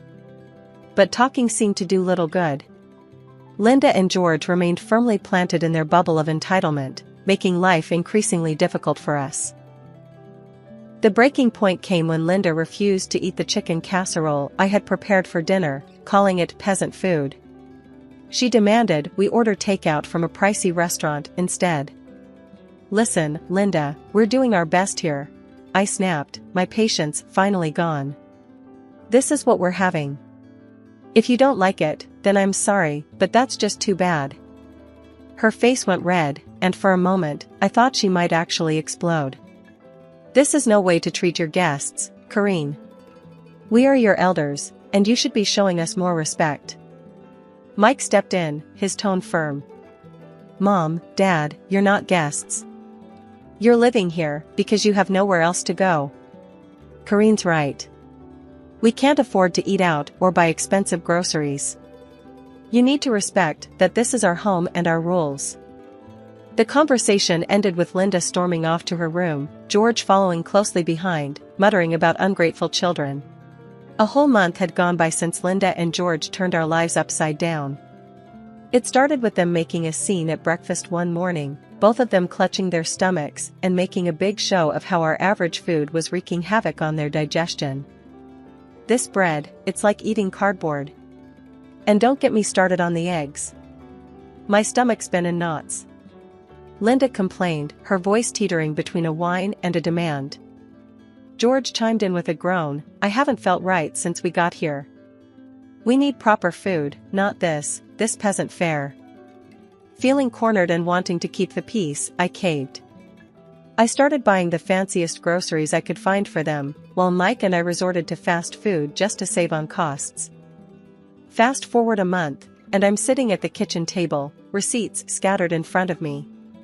My heart sank as I tallied up the numbers. We were spending double on groceries compared to before Linda and George's arrival. And that wasn't even touching on the water bill, which had skyrocketed thanks to Linda's newfound love for long, luxurious baths. Enough was enough. That evening, as I served dinner, the contrast couldn't have been starker. Linda and George were tucking into their gourmet dishes, while Mike and I nibbled on cheap takeout. My frustration boiled over. "Listen up," I started, my voice steady but firm. "This can't go on. We're blowing through our budget trying to cater to your tastes. From now on, we're all eating the same food. No more special treatment." Linda looked up, her fork paused midair. "You can't be serious. This food is the only thing keeping our health from plummeting in this hovel." George nodded in agreement. "Exactly. You expect us to eat fast food? That's absurd. You're being incredibly selfish and lazy, Corrine." Their words stung, but I was past caring about their opinions. Before I could retort, Mike slammed his fist down on the table, a rare show of anger from him. "That's enough," he barked. "You're living under our roof, in Corrine's house. You will show her respect. She's been bending over backward to accommodate you, and this is how you repay her? No more. Either you start eating what we provide, or you can find somewhere else to live." The room went silent, the tension thick enough to cut with a knife. Linda and George exchanged a look, then silently returned to their meal. The day after the big blow-up, things escalated in a way I couldn't have imagined. It started with a knock at the door, mid-morning. I was in the middle of tidying up the living room, Mike having gone out to run some errands. The delivery guy, a young lad probably in his early 20s, stood there with a smirk, holding a stack of fancy-looking food boxes. "Delivery for Corrine," he announced, thrusting the boxes into my arms before I could even open my mouth. Confused, I stared down at the assortment of gourmet meals, the kind that cost an arm and a leg from the high-end place downtown. "There's been some mistake. I didn't order this." Just then, Linda breezed in, a smug smile on her face. "Oh, those are for us. I couldn't stomach another day of that dreadful food you've been serving." I was flabbergasted. "And how do you plan on paying for this?" I asked, trying to keep my cool. Linda waved a dismissive hand. Oh, don't worry, dear. It's on you. Consider it a thank you for our stay. Fury bubbled up inside me, but before I could confront her further, the phone rang. It was Mike, checking in. I quickly explained the situation, my voice shaking with anger. Stay calm. I'll handle it when I get back, he said, his tone tight with frustration. But staying calm was easier said than done. By the time Mike got back, Linda and George had made themselves comfortable, devouring their expensive meals with relish while I fumed silently. That evening, Mike and I sat them down for another talk. This time, the gloves were off. Mom, Dad, this has got to stop, Mike began, his voice low but firm. You can't just order expensive meals on our dime. It's not right. George scoffed, leaning back in his chair. Oh, please. It's the least you can do after forcing us to eat like paupers. I couldn't believe what I was hearing. Forcing you?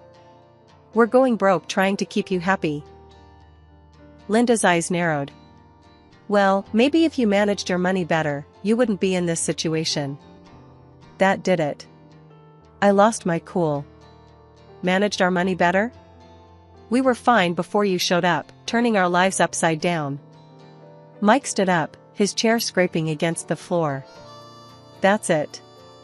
We've been more than accommodating, but it's clear you have no respect for us or our home.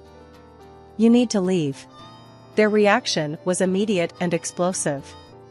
Linda started crying, wailing about how ungrateful we were, while George shouted threats about telling everyone how horribly we'd treated them.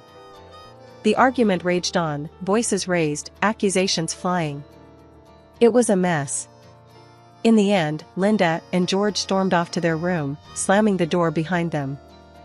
After the debacle with the gourmet food delivery, things went from bad to unbearable. Linda and George's entitlement had reached new heights, and Mike and I were at our wits' end. The final straw came on a chilly Thursday evening. I was in the kitchen, trying to make do with what was left in the pantry for dinner, when Linda sauntered in, her nose wrinkled in disgust at the aroma of the stew I was cooking. That smells, what is that? She asked, her tone dripping with disdain. It's beef stew. It's what's for dinner, I replied, keeping my focus on the pot to avoid snapping at her. Linda made a show of gagging. I can't possibly eat that.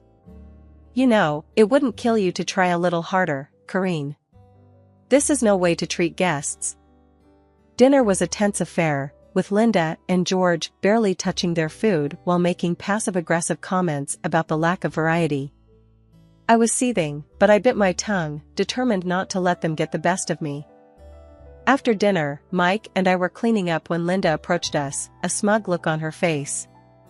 I've been thinking, she began, with the holidays coming up, it would be nice to have a new coat. Something warm and stylish. I stopped in my tracks, staring at her in disbelief. A new coat? With what money, Linda? Oh, I thought you could use the money you've set aside for, what was it? Oh, yes, your son's college fund. That was it. The last straw. Without hesitation, I picked up the phone and called the one person I knew could turn the tide, my grandmother. Gran, despite her age and residing in a nursing home, had always been the matriarch of our family, her word law. After I spilled out the whole sorry saga, she huffed in disbelief. This nonsense has gone on long enough, Gran declared, her voice crackling with resolve over the phone. I'm coming to stay for a bit. We'll sort this mess out together. True to her word, a couple of days later, Gran arrived, wheelchair and all, ready to reclaim her territory. As she rolled into the living room, commandeering the space with her presence, Linda and George looked on in shock. I'll be staying on the ground floor, Gran announced, scanning the room filled with Linda and George's belongings. So, all this, she waved a dismissive hand around, needs to go upstairs. Linda's face turned a shade of red I didn't know was possible. You can't just come in and demand. Gran cut her off with a look that could freeze lava. This house? It's still mine. Corrine and Mike are here because I allow it. And that means I can kick you out whenever I please. The threat hung in the air, heavy and undeniable. Within hours, Linda and George were scrambling to call movers, their complaints and protests drowned out by Gran's unwavering stance. As their furniture and countless boxes were hauled up the stairs, Gran turned to me, a twinkle in her eye. "Now, let's see if they still feel entitled to steak dinners and new coats." Gran's strategic maneuvering had just begun to unfold in our household. The air was charged with anticipation as we gathered in the living room, the scent of freshly brewed tea mingling with the tension. "Now," Gran began, her voice steady, "we need to address the matter of rent." Linda scoffed, crossing her arms. "Rent? Why should we pay rent when Karine and Mike don't?" Gran smiled, a glint in her eye. "Karine and Mike live here under my grace. They contribute to the household in many ways.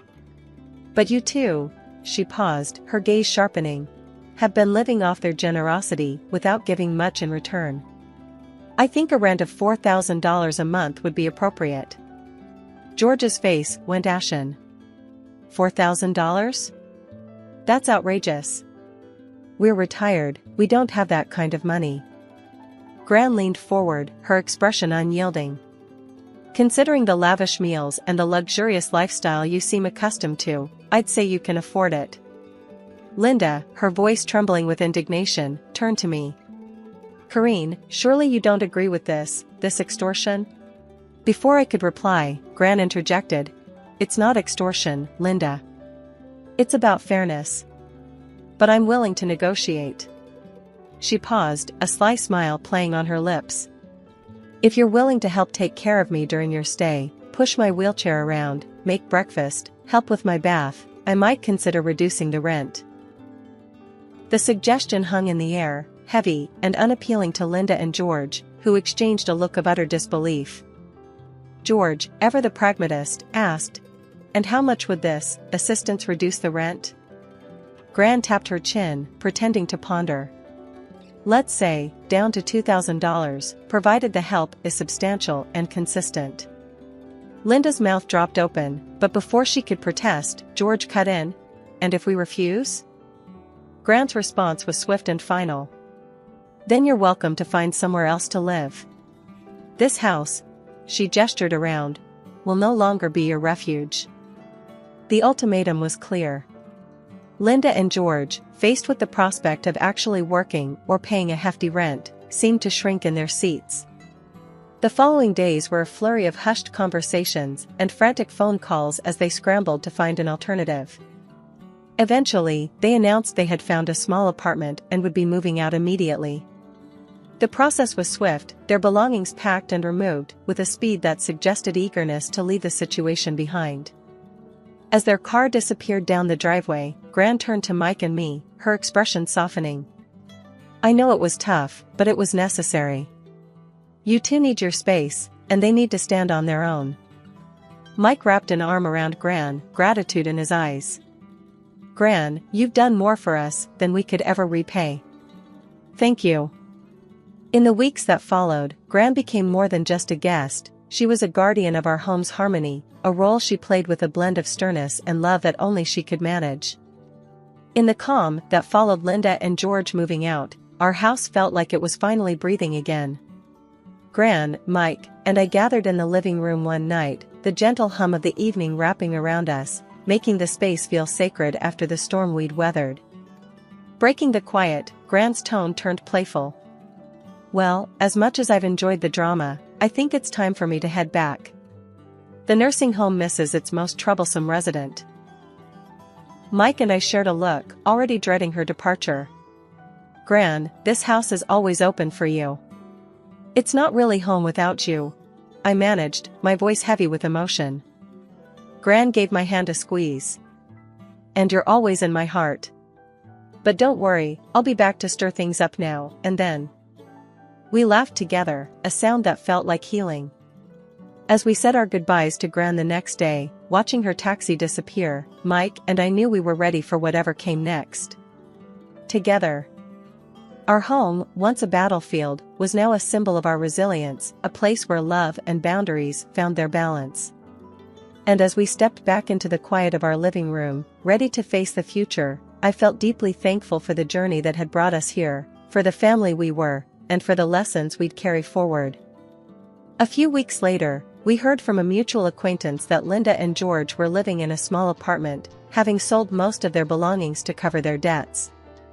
The news came as a bittersweet confirmation of the new chapter they, too, were embarking on, a life defined by the consequences of their choices, leaning on each other, perhaps for the first time in a long while. Reflecting on this, Mike and I realized the true depth of the changes we'd all undergone. Our home was peaceful once more, and though the journey had been rough, it had taught us the true meaning of family, resilience, and love.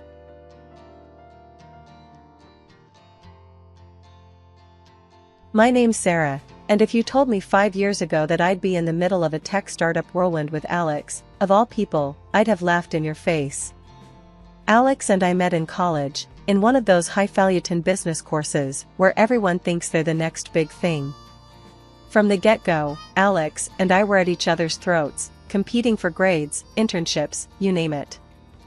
Think you can beat my presentation, Sarah? Alex would tease, leaning against the classroom door with that annoying smirk. Watch me, Alex. I'm not just going to beat it, I'm going to make you wish you never stepped up. I'd fire back, my words a mix of jest and determination. That was our thing, always pushing each other to be better, but never admitting it was actually helpful. It wasn't until a group project forced us to work together that things shifted. We found our rhythm, a balance between his bold ideas and my attention to detail. One night, while cramming for the project, we ended up sharing more than just notes. You know, Sarah, I always thought you were just a pain in my ass. But you're actually kinda brilliant, Alex confessed, his guard down for once, as we sat amidst a sea of papers and empty coffee cups. Kinda brilliant? Please, I'm the best thing that's happened to this project. But yeah, you're not too shabby yourself, Alex, I said, the words feeling foreign but honest. That project was a turning point. Our bickering turned into brainstorming sessions, and before we knew it, we were more than just competitors or even friends. We were in love, talking about futures and dreams in a way neither of us had dared before. One evening, just as the sun was setting, casting a golden glow over the campus, Alex turned to me with an idea. What if we don't just dream about making something of ourselves? What if we actually do it? Together? You mean, start a company? You and me? I asked, the idea sounding crazy but thrilling. Yeah, why not? We make a good team, Sarah. We could make this work, Alex said, his eyes alight with the kind of passion I'd come to admire. I couldn't help but laugh, the sound echoing in the emptying quad. All right, Mr. Big Shot. But if we're doing this, we're doing it my way. No half-assing it. Deal. But I'm the director, Alex quickly added, that familiar smirk returning.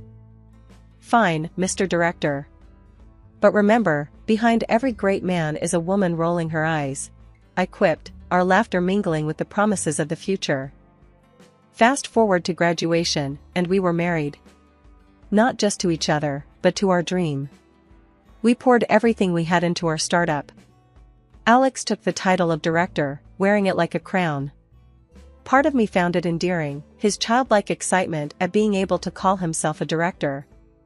I knew the title meant the world to him, not for the power it held, but for the status he thought it brought. Our little company started to grow, our dreams slowly turning into reality. It was hard work, longer hours than either of us could have imagined, but we were doing it. Together. Our little startup was like a newborn, demanding all our time and attention. Alex and I were in it elbow deep, trying to juggle a million things at once.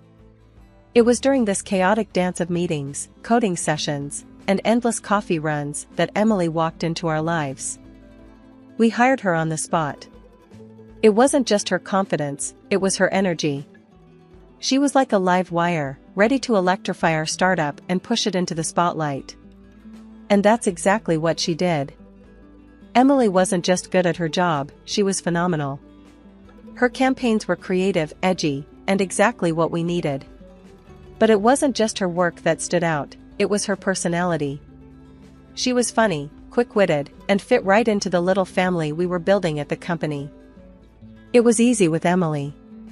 She had this way of making everyone feel at ease, a magnetic personality that drew you in. But there were moments when I caught a glimpse of something else, a sort of loneliness that she masked with her humor. One day, while we were brainstorming in the office, I decided to broach the subject. "Emily, how come someone as awesome as you is still single?" Not prying, just curious. Emily's smile faltered for a second before she shrugged, her usual brightness dimming. "Guess not everyone's as lucky as you, Sarah. Finding a guy like Alex? That's like striking gold." Her words were offhand, but the undercurrent of bitterness was unmistakable. It caught me off guard, stirring an unease I couldn't quite place. "Hey, there's plenty of gold out there. Just gotta know where to look." I tried to lighten the mood, but Emily just shook her head, the topic clearly closed for discussion.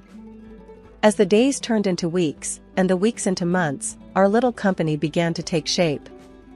Emily's campaigns were bringing in clients, and our product was gaining traction. But it wasn't just the business that was growing, our relationships were too. Emily had become an integral part of our lives, blurring the lines between work and friendship.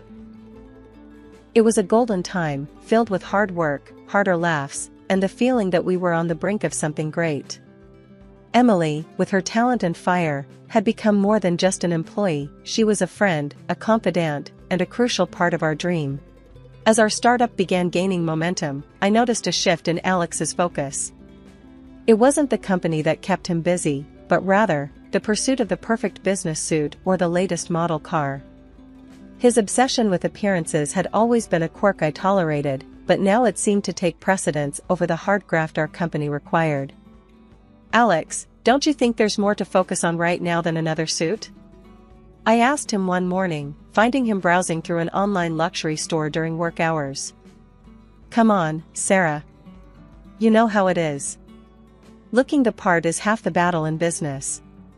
Life's too short to deny myself the finer things," he retorted without looking up, his attention fixed on the screen. I shook my head, exasperated. "Sure, but maybe the other half of the battle is actually running the business? You know, the one we're trying to build here?" He finally glanced up, offering a half-smile that was meant to disarm.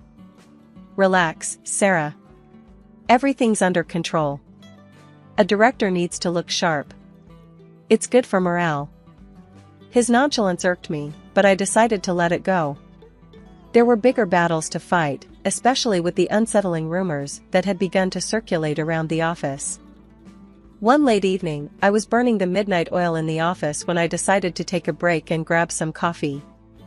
As I neared the break room, I caught snippets of conversation that made me freeze in my tracks. "Saw Alex and Emily cozying up in the marketing suite yesterday. Didn't look like any work meeting to me," one of our developers muttered, unaware of my presence. "Yeah, there's definitely something going on there. They've been spending a lot of time together after hours," another chimed in, their tone laced with gossip. I felt a lump form in my throat. My initial instinct was to brush it off as baseless office chatter, but the seed of doubt was planted. With a heavy heart and a mind swirling with questions, I retreated back to my office, the coffee forgotten.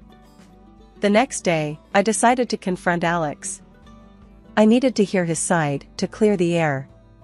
Finding him in his office, leaning back in his chair with that all-too-familiar smirk, I didn't waste any time. "Alex, we need to talk. There's talk going around about you and Emily. What's going on?" My tone was more confrontational than I intended, my emotions getting the better of me. Alex's smirk faded, replaced by a look of confusion. "Talk? What talk?" "Sarah, you know me. Why would I do anything to jeopardize what we have here?" His words were meant to be reassuring, but there was a stiffness to his laughter that didn't sit right with me. "I want to believe you, Alex, but the rumors. They're not just going to go away. People are talking. People always talk, Sarah. It doesn't mean we have to listen. Emily's a crucial part of our team, nothing more. You think I'd risk our dream for a fling? Alex's voice was firm, his eyes meeting mine in a challenge. I wanted to believe him, to brush off the rumors as just that, rumors. But the nagging doubt lingered, casting a shadow over our conversation. All right, Alex. I just needed to hear it from you. Let's just focus on the work, okay? Always, he replied, but the ease that once defined our interaction seemed strained, tainted by suspicion. In the days that followed, I threw myself into my work, trying to ignore the whispers and the sideways glances. Emily, for her part, seemed oblivious to the rumors, her focus solely on her campaigns. But the atmosphere in the office had changed. What was once a place of camaraderie and innovation now felt like a minefield. I found myself observing Alex and Emily more closely, searching for any sign that the rumors might be true. Their interactions, once thoughtless and friendly, now seemed fraught with hidden meanings. The weeks leading up to the big contract signing were a blur of negotiations, revisions, and, frankly, a fair bit of groveling. The director on the other end was the type who'd make a saint swear. Every meeting, every call, it felt like wading through mud. But the payoff? It was going to be huge. This deal was our ticket to the big leagues, a chance to level up our startup in ways we'd only dreamed of. So, I buckled down, ignored the growing pile of laundry at home, and let takeout containers become my primary diet. Look, I know he's a pain, but if we land this, it's game changer, I told Alex during one of our late-night strategy sessions. Yeah, if he doesn't drive us insane first, Alex replied, his eyes glued to his laptop.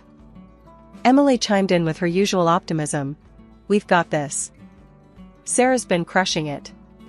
He's practically eating out of her hand now. I wasn't so sure about the eating out of her hand part, but we were close, damn close. And when the day finally came to ink the deal, the sense of anticipation in the office was electric. The annoying director, somehow less irksome with a pen in hand ready to sign, was there alongside us, a necessary evil in our path to victory. The moment the contract was signed, the atmosphere shifted from tense anticipation to outright celebration. Champagne bottles popped, and glasses clinked, the sound of success ringing loud in the lobby of our little startup that could. Alex, with that director by his side, stepped forward to address the crowd. I want to take a moment to recognize the incredible effort that went into making today possible. Alex started, his voice carrying over the buzz of conversations.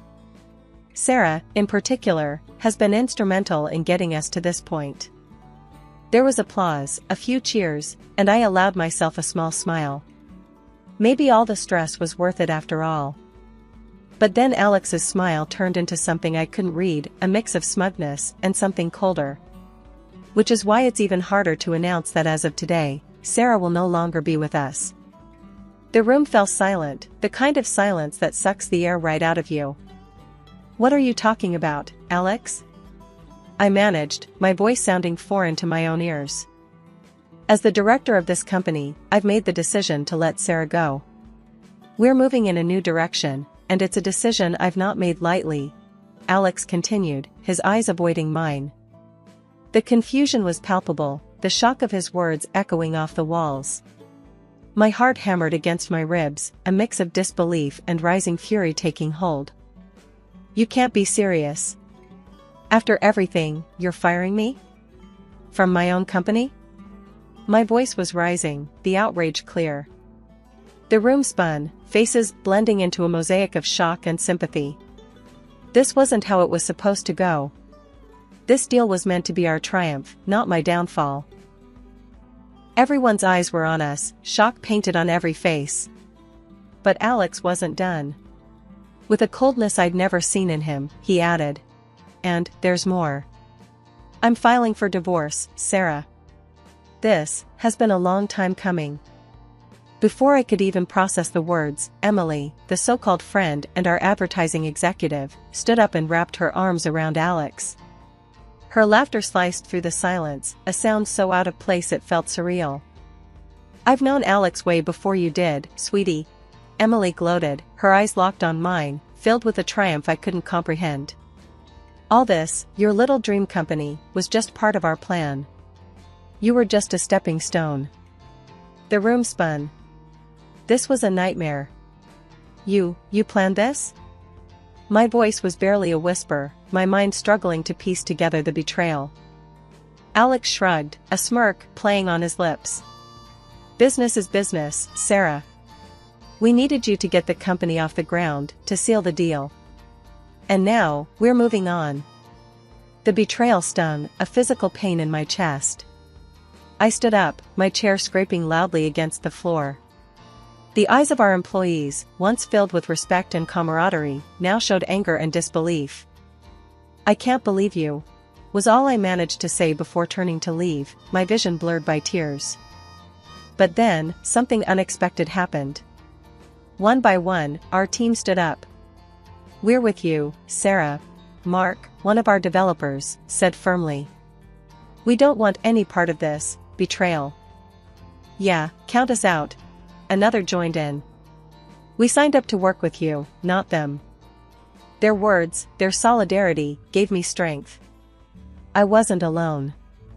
As we all walked out together, Alex's voice echoed in the now empty lobby, calling out in a futile attempt to make them stay.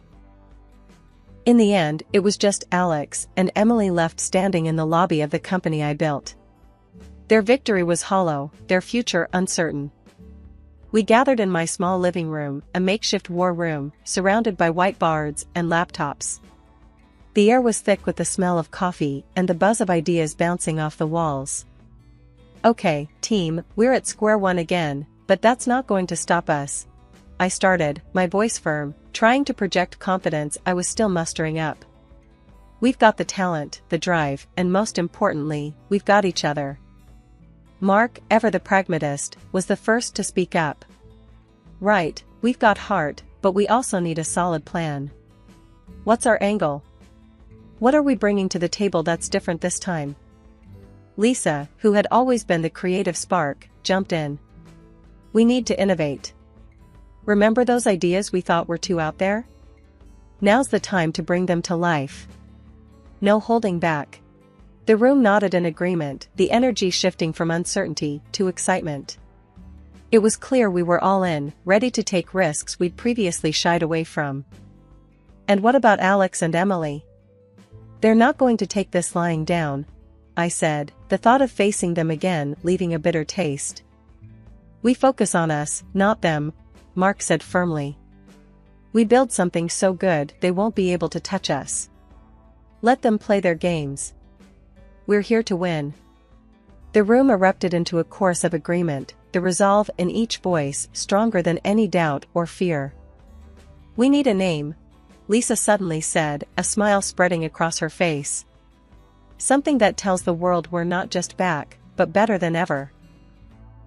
The suggestions started flying, some ridiculous, some brilliant, but all of them infused with the hope and camaraderie that had brought us together in my living room.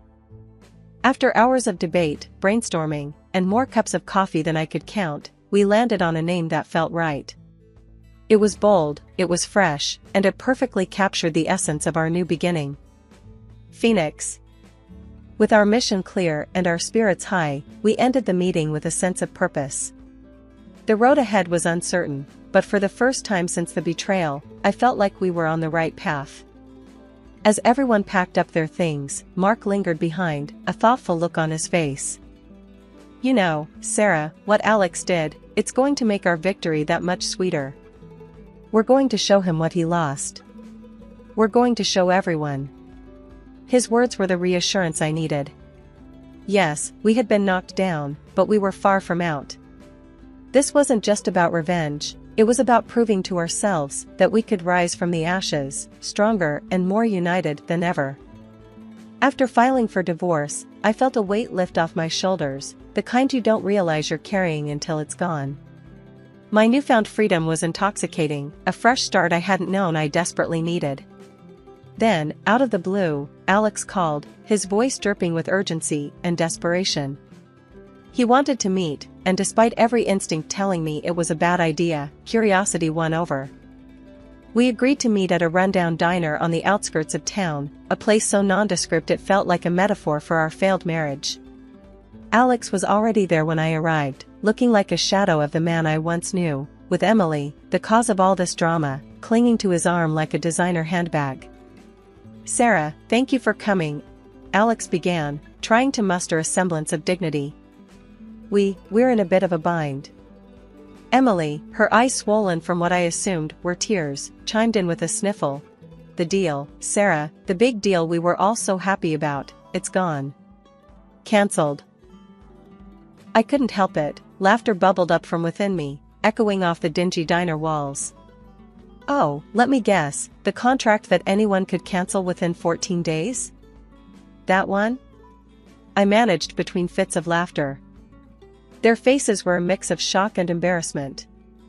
"How did you?" Alex stammered, unable to finish. "The director, the one you found so annoying? Turns out he has a thing against working with backstabbers," I said, my grin widening. The look of defeat on their faces was almost enough to make me feel sorry for them. Almost. Then, Alex, ever the opportunist, tried to salvage what little he could from the wreckage. "Sarah, where did you get the funds for your new venture?" "Legally, I'm entitled to half," he said, desperation seeping through his feigned confidence. The audacity of the man was almost impressive. I laughed, harder this time, the sound bitter. "Alex, dear, I've been making money long before you decided playing director suited you. I was a genius when you met me, and I'll be a genius long after you're just a footnote in my success story." Their faces were a picture of realization, the truth finally dawning on them that they had underestimated me at every turn. Standing up, ready to leave this chapter of my life behind, I looked them both in the eye. "Good luck, you too.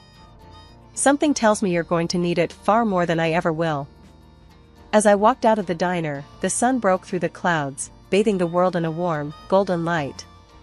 It felt symbolic, a sign that despite everything, I was on the right path. In the days that followed, I threw myself into my work, my new company becoming a beacon of hope and ambition. The team and I worked day and night, our shared vision fueling us forward. Meetings with investors, late-night brainstorming sessions, and the relentless pursuit of innovation became my new normal. Each small victory was a testament to our resilience, a middle finger to those who had tried to bring us down.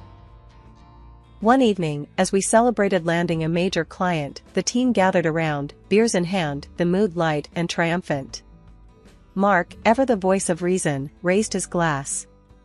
"To Sarah, the toughest boss I've ever had the pleasure of working for. You showed us what it means to rise from the ashes." The team cheered, their support and belief in me more valuable than any deal or contract. "Yeah, and to think, Alex and Emily thought they could take you down," Lisa added, laughter in her voice. I smiled, my heart full.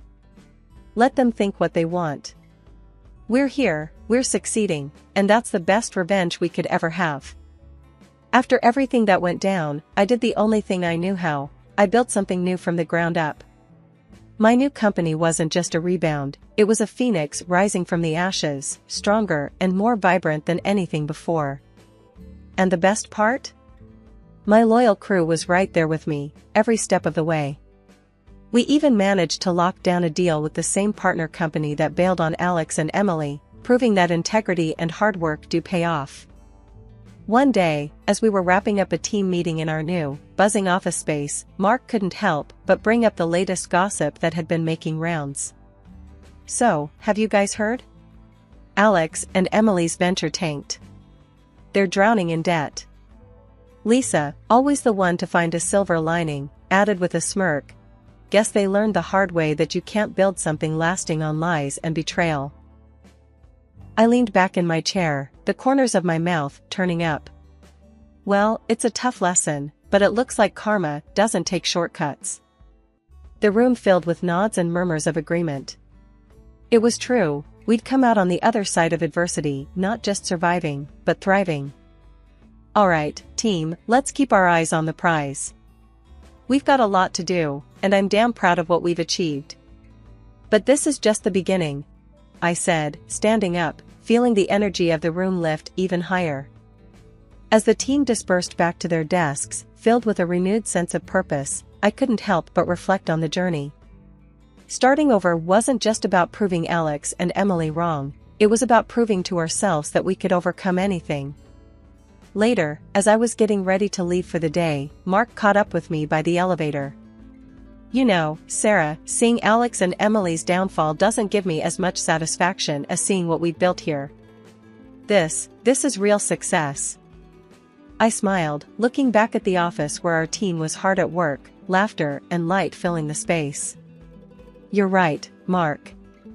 This is what success looks like. Not the failure of others, but the triumph of our own spirit." Stepping into the elevator, I hit the button for the ground floor. As the doors closed, I felt a sense of accomplishment wash over me. My new company was more than just a business, it was a testament to resilience, to the power of starting over, no matter the odds. And as for Alex and Emily? Well, their fate was a stark reminder that shortcuts and deceit never lead to lasting success. The real victory was here, in the hard work, the late nights, and the unbreakable bond of a team that had weathered the storm together.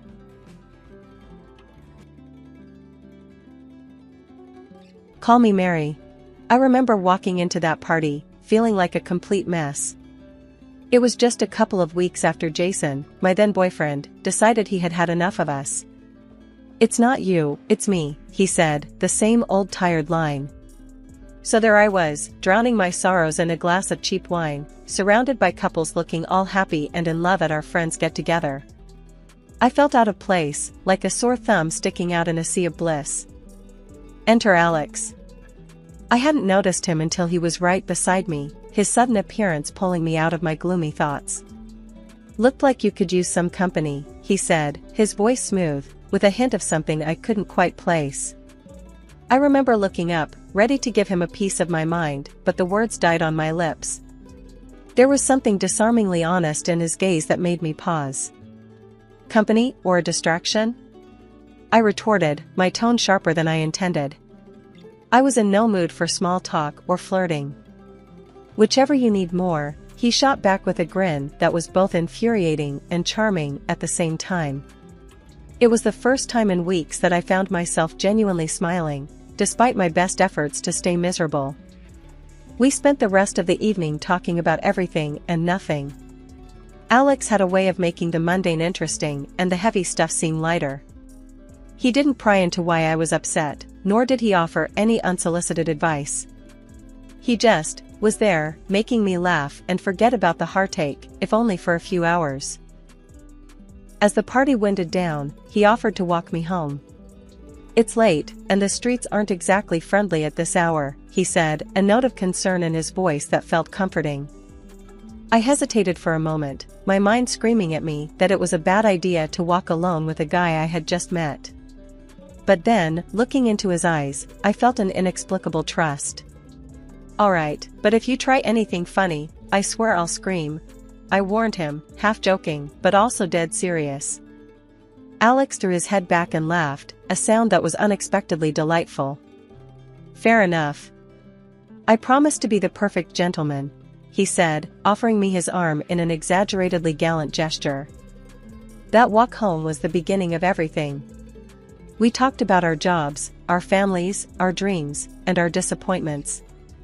Alex worked in IT, a geek at heart with a passion for old-school video games and a knack for fixing just about anything. I told him about my job in marketing, how I loved the creativity it allowed me but hated the office politics. By the time we reached my apartment, I didn't want the night to end. There was something about Alex that felt right, like a puzzle piece I didn't know I was missing. "Thanks for tonight. I needed it more than I thought," I admitted, feeling a twinge of vulnerability. "Anytime," Alex said, his voice soft. "And hey, if you ever need a partner in crime or just someone to vent to, you know where to find me." And I did. In the days and weeks that followed, Alex and I grew closer. Our initial banter turned into deep conversations, and the more I got to know him, the more I liked him. He was caring and attentive, always there when I needed a shoulder to lean on or a laugh to brighten my day. It wasn't long before our friendship blossomed into something more. Looking back, I can hardly believe how quickly things progressed. But with Alex, everything felt easy, natural. It was as if we were meant to find each other that night, to heal each other's wounds, and build something new together. The day he asked me to be his girlfriend, he did so with a clumsiness that was utterly endearing. "So, I've been thinking," which is always a dangerous thing, he started, scratching the back of his neck nervously. "But I really like you, more than I've liked anyone in a long time. And I was hoping, maybe, you'd feel the same way?" I remember laughing, not at him, but at the absurdity of the situation. After all the heartache and disappointment, I had found someone who made me feel alive again. "I do, Alex. I really do," I said, and the smile he gave me in return was everything. The honeymoon phase, they say, doesn't last forever. But when the shift came for Alex and me, it hit like a freight train.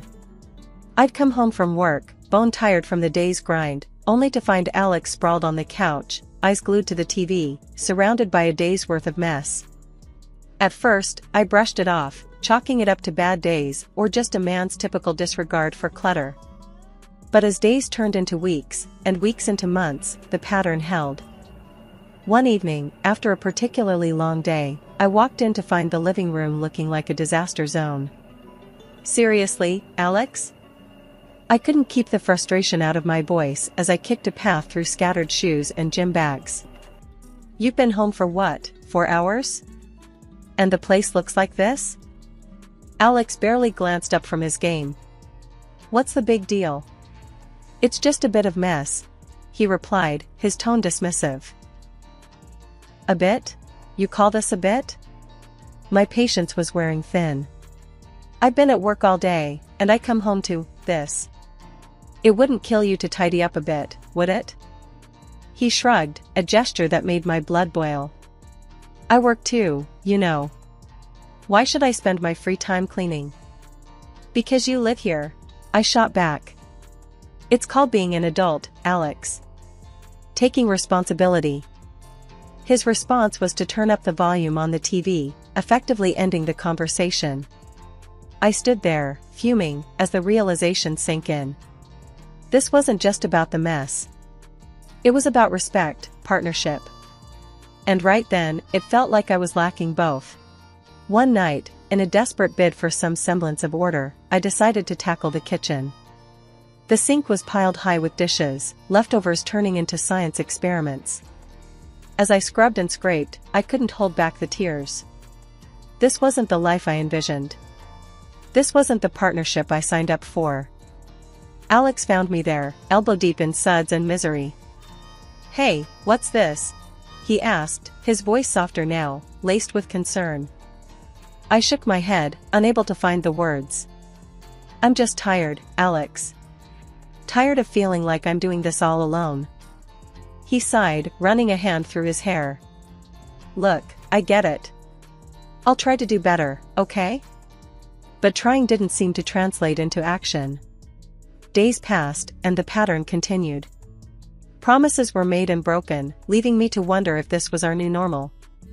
The man I married, the partner I thought I had, seemed more like a distant roommate, leaving me to question where we went wrong. It wasn't just the chores or the mess. It was the growing gap between us, the silent meals, the unspoken frustrations. I missed the man who walked me home that night, who made me laugh and feel loved. Now, I felt more like a caretaker than a wife, struggling to keep us afloat in a sea of indifference. "Alex, we need to talk," I said one evening, the words heavy with a mix of dread and hope. "This isn't working. We're not working. And I don't know how to fix this if you're not willing to meet me halfway." He looked at me then, really looked at me, and for a moment, I saw a flicker of the old Alex. "I know I've been a jerk," he admitted, his voice low. "I'll try harder, I promise." Promises. I wanted to believe them, to hold on to the hope that we could find our way back to each other. But as the days turned into weeks, and the mess remained, those promises felt more like echoes of a past we couldn't reclaim. The mess around the house grew worse, if you can believe it. It wasn't just clothes or dishes anymore. I found dirty socks in the fridge once. Yeah, you heard that right. In the fridge, next to the butter. I walked into the kitchen, ready to make some coffee, and there it was, the sock, chilling with the dairy. "Alex!" I yelled, holding up the offending item like it was evidence in a trial. "Explain this." He wandered in, looking bewildered and not the least bit guilty. "Oh, must have dropped it," he said, as if that was a normal thing. "In the fridge? Really, Alex? What's next, shoes in the microwave?" My voice was dripping with sarcasm. I was beyond frustrated. He just shrugged, that infuriating nonchalance on full display. "Could you just chill? It's not a big deal." "Not a big deal?" I was fuming. "It's disgusting, Alex. Your stuff is everywhere. It's like living in a dumpster." He rolled his eyes, turning to leave. "You're making a mountain out of a molehill. Just pick it up if it bothers you so much." That was the last straw. "I'm not your maid, Alex. This is our home, not your personal landfill. I can't do this anymore. Something's gotta give." We glared at each other, the tension thick. It was clear we were at an impasse. I thought of reaching out to his mom, hoping maybe she could knock some sense into him. Desperate times called for desperate measures, after all. So, I called her. "Hey, Mrs. Thompson, it's me. I don't know what to do about Alex.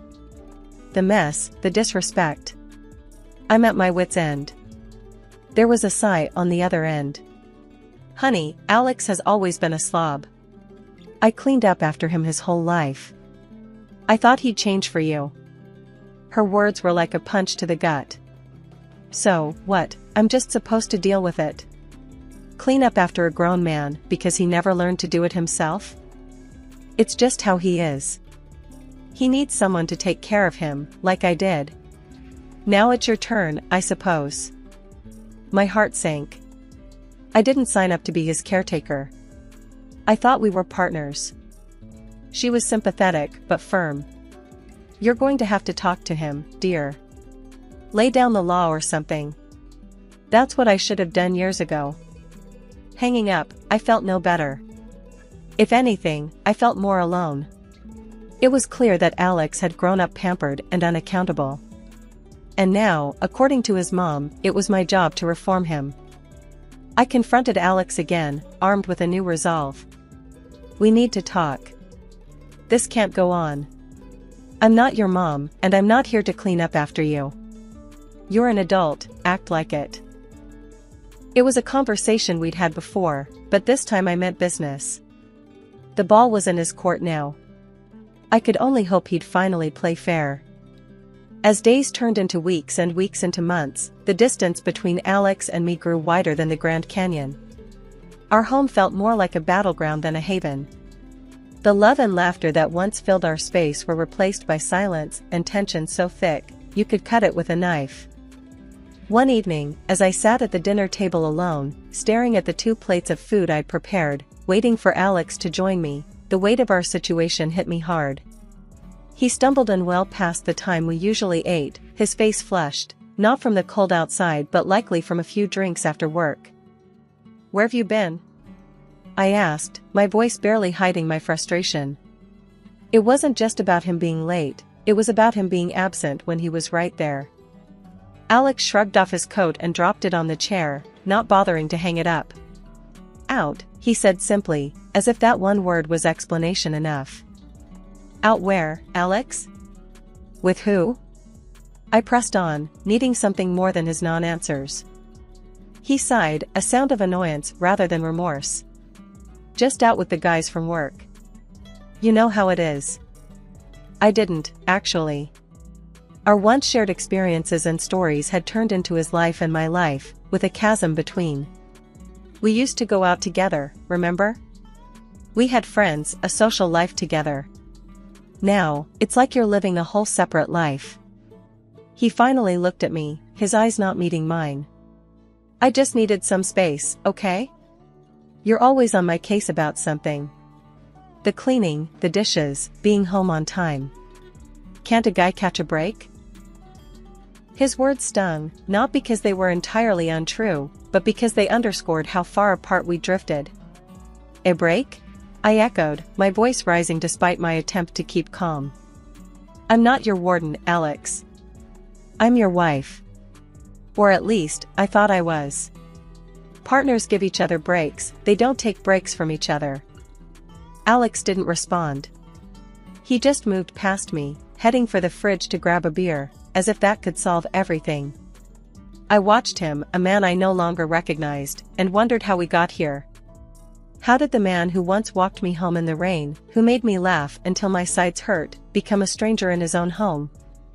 We're not okay, Alex, I said, the realization hitting me hard. We're not okay, and I don't know if we can fix this. He paused, beer in hand, and for a moment, I thought I saw a flicker of the old Alex, the one who cared, who fought for us. But then he shrugged, a gesture that had become all too familiar. Maybe you're right. Maybe we're not okay. His agreement should have been a relief, an acknowledgement of our problems. But instead, it felt like a door closing, a silent confirmation that we were too far gone to find our way back to each other. I used to hate the idea of business trips, preferring the comfort of home over the sterile environment of hotel rooms. But as the rift between Alex and me widened, those trips became my sanctuary. Escaping the constant tension and the cold silence that had settled over our house was a relief. I'd brace myself every time I returned, expecting to walk into the aftermath of a tornado. Surprisingly, each time I came back, the house was spotless, which was the last thing I expected given Alex's usual disregard for cleanliness. The first couple of times, I was genuinely pleased, thinking maybe Alex had finally decided to pull his weight around the house. Did you clean up all this? I asked, unable to hide my shock and a flicker of hope that maybe, just maybe, we could turn a new leaf. Alex just shrugged, an all too familiar, nonchalant gesture that irked me. Yeah, figured it's the least I could do, he said, but his tone was off, too casual, like he was brushing off more than my question. Something didn't sit right with me, but I pushed it aside, grateful for the clean space, but unsettled by the sudden change. It was after another trip, coming home to the same uncharacteristically clean house, that curiosity got the better of me. I decided to thank the person I thought responsible, his mother.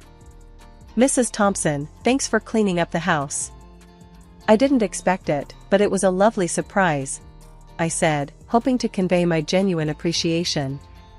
Her confusion was a slap in the face. Clean your house? Dear, I haven't been over in months. Alex should be taking care of his own mess, not you or me, she said, her tone a mix of surprise and a bit of annoyance.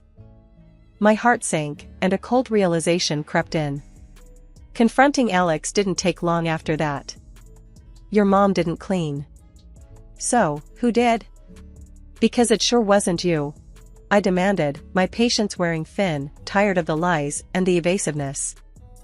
Alex squirmed under the pressure, his usual confident demeanor crumbling. Look, it's not what you think, he started, but his voice was too hesitant, guilty. I pressed on, needing the truth more than I needed to breathe.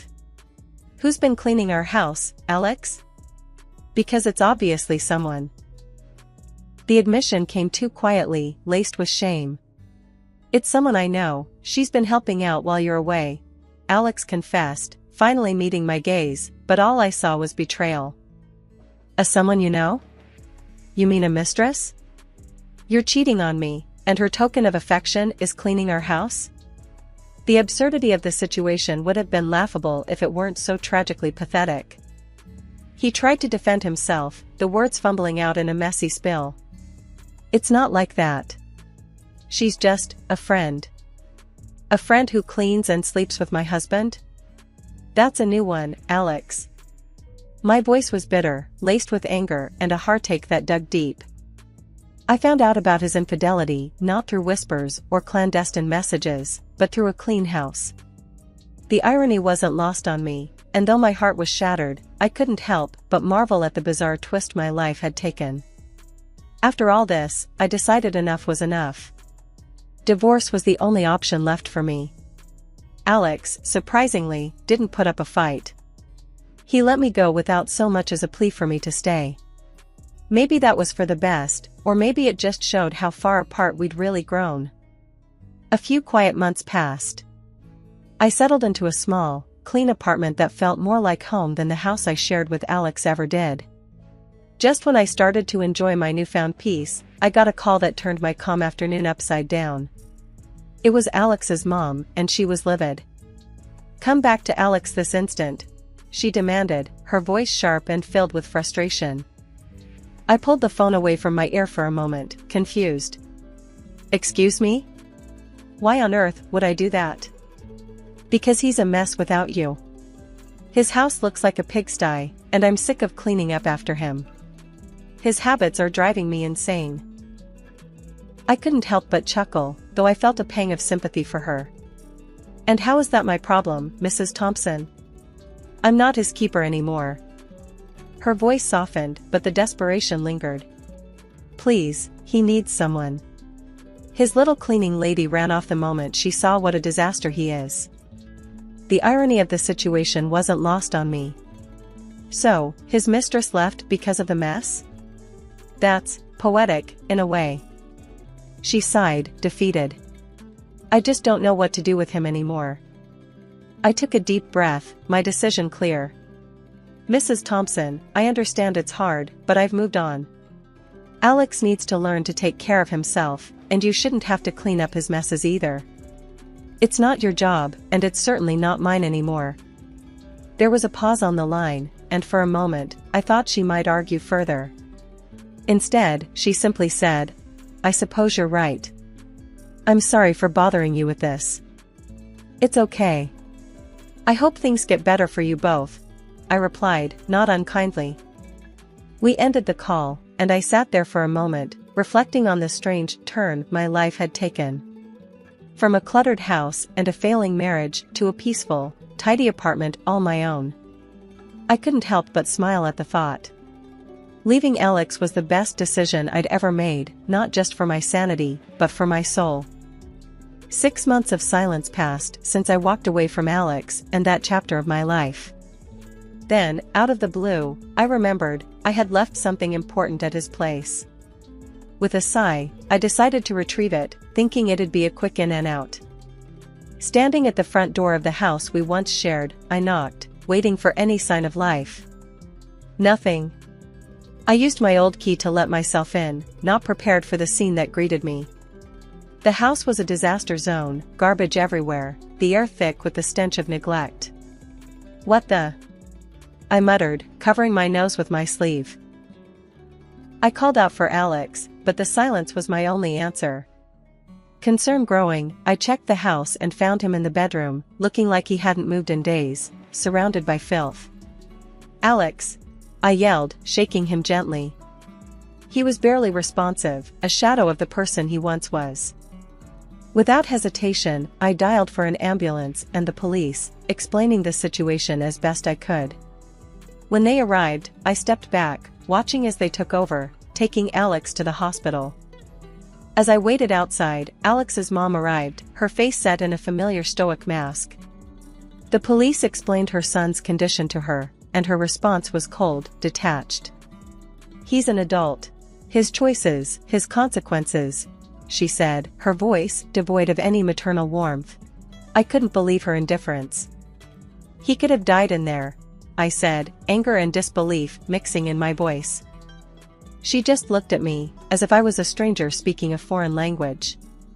"Not my responsibility," she stated flatly, turning away to talk to the officers. Standing there, watching the scene unfold, I felt a mix of emotions. Sadness for Alex, anger at his mother, relief that I had moved on. But above all, I felt a sense of closure, knowing that I had done the right thing by leaving when I did. This was no longer my life, my mess to clean up. I had my own path to follow, one that led away from this chaos and towards a future I was still writing. After everything that went down, I found out Alex was placed in a psychiatric hospital. Turns out, he had a progressive mental disorder that made him act the way he did with all that mess and his lack of cleanliness. Hearing that news hit me hard, way harder than I expected. Despite all the hurt and chaos, I couldn't help feeling sorry for him. So, I decided to visit him, even if his own mom couldn't be bothered. The hospital was stark and sterile, a far cry from the cluttered home we used to share. I met with his doctor, a kind man who seemed genuinely concerned for Alex. His condition's advancing faster than we hoped, he told me, his voice heavy with regret. At this stage, there's not much anyone can do except make sure he's comfortable and safe. I nodded, feeling a lump in my throat. And his mom? Does she come by? I asked, already knowing the answer. The doctor shook his head. Haven't seen her. It's tough, patients like your ex-husband, they need all the support they can get. I left the hospital with a heavy heart. Alex's mom hadn't changed a bit, still as cold and distant as ever. It was clear she had washed her hands of him, leaving him to face his demons alone.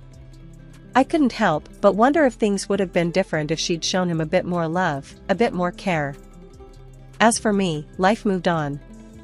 I found peace in my little apartment, a place I could call my own without any reminders of the past. I started anew, building a life that was entirely mine, free from the shadows of what used to be.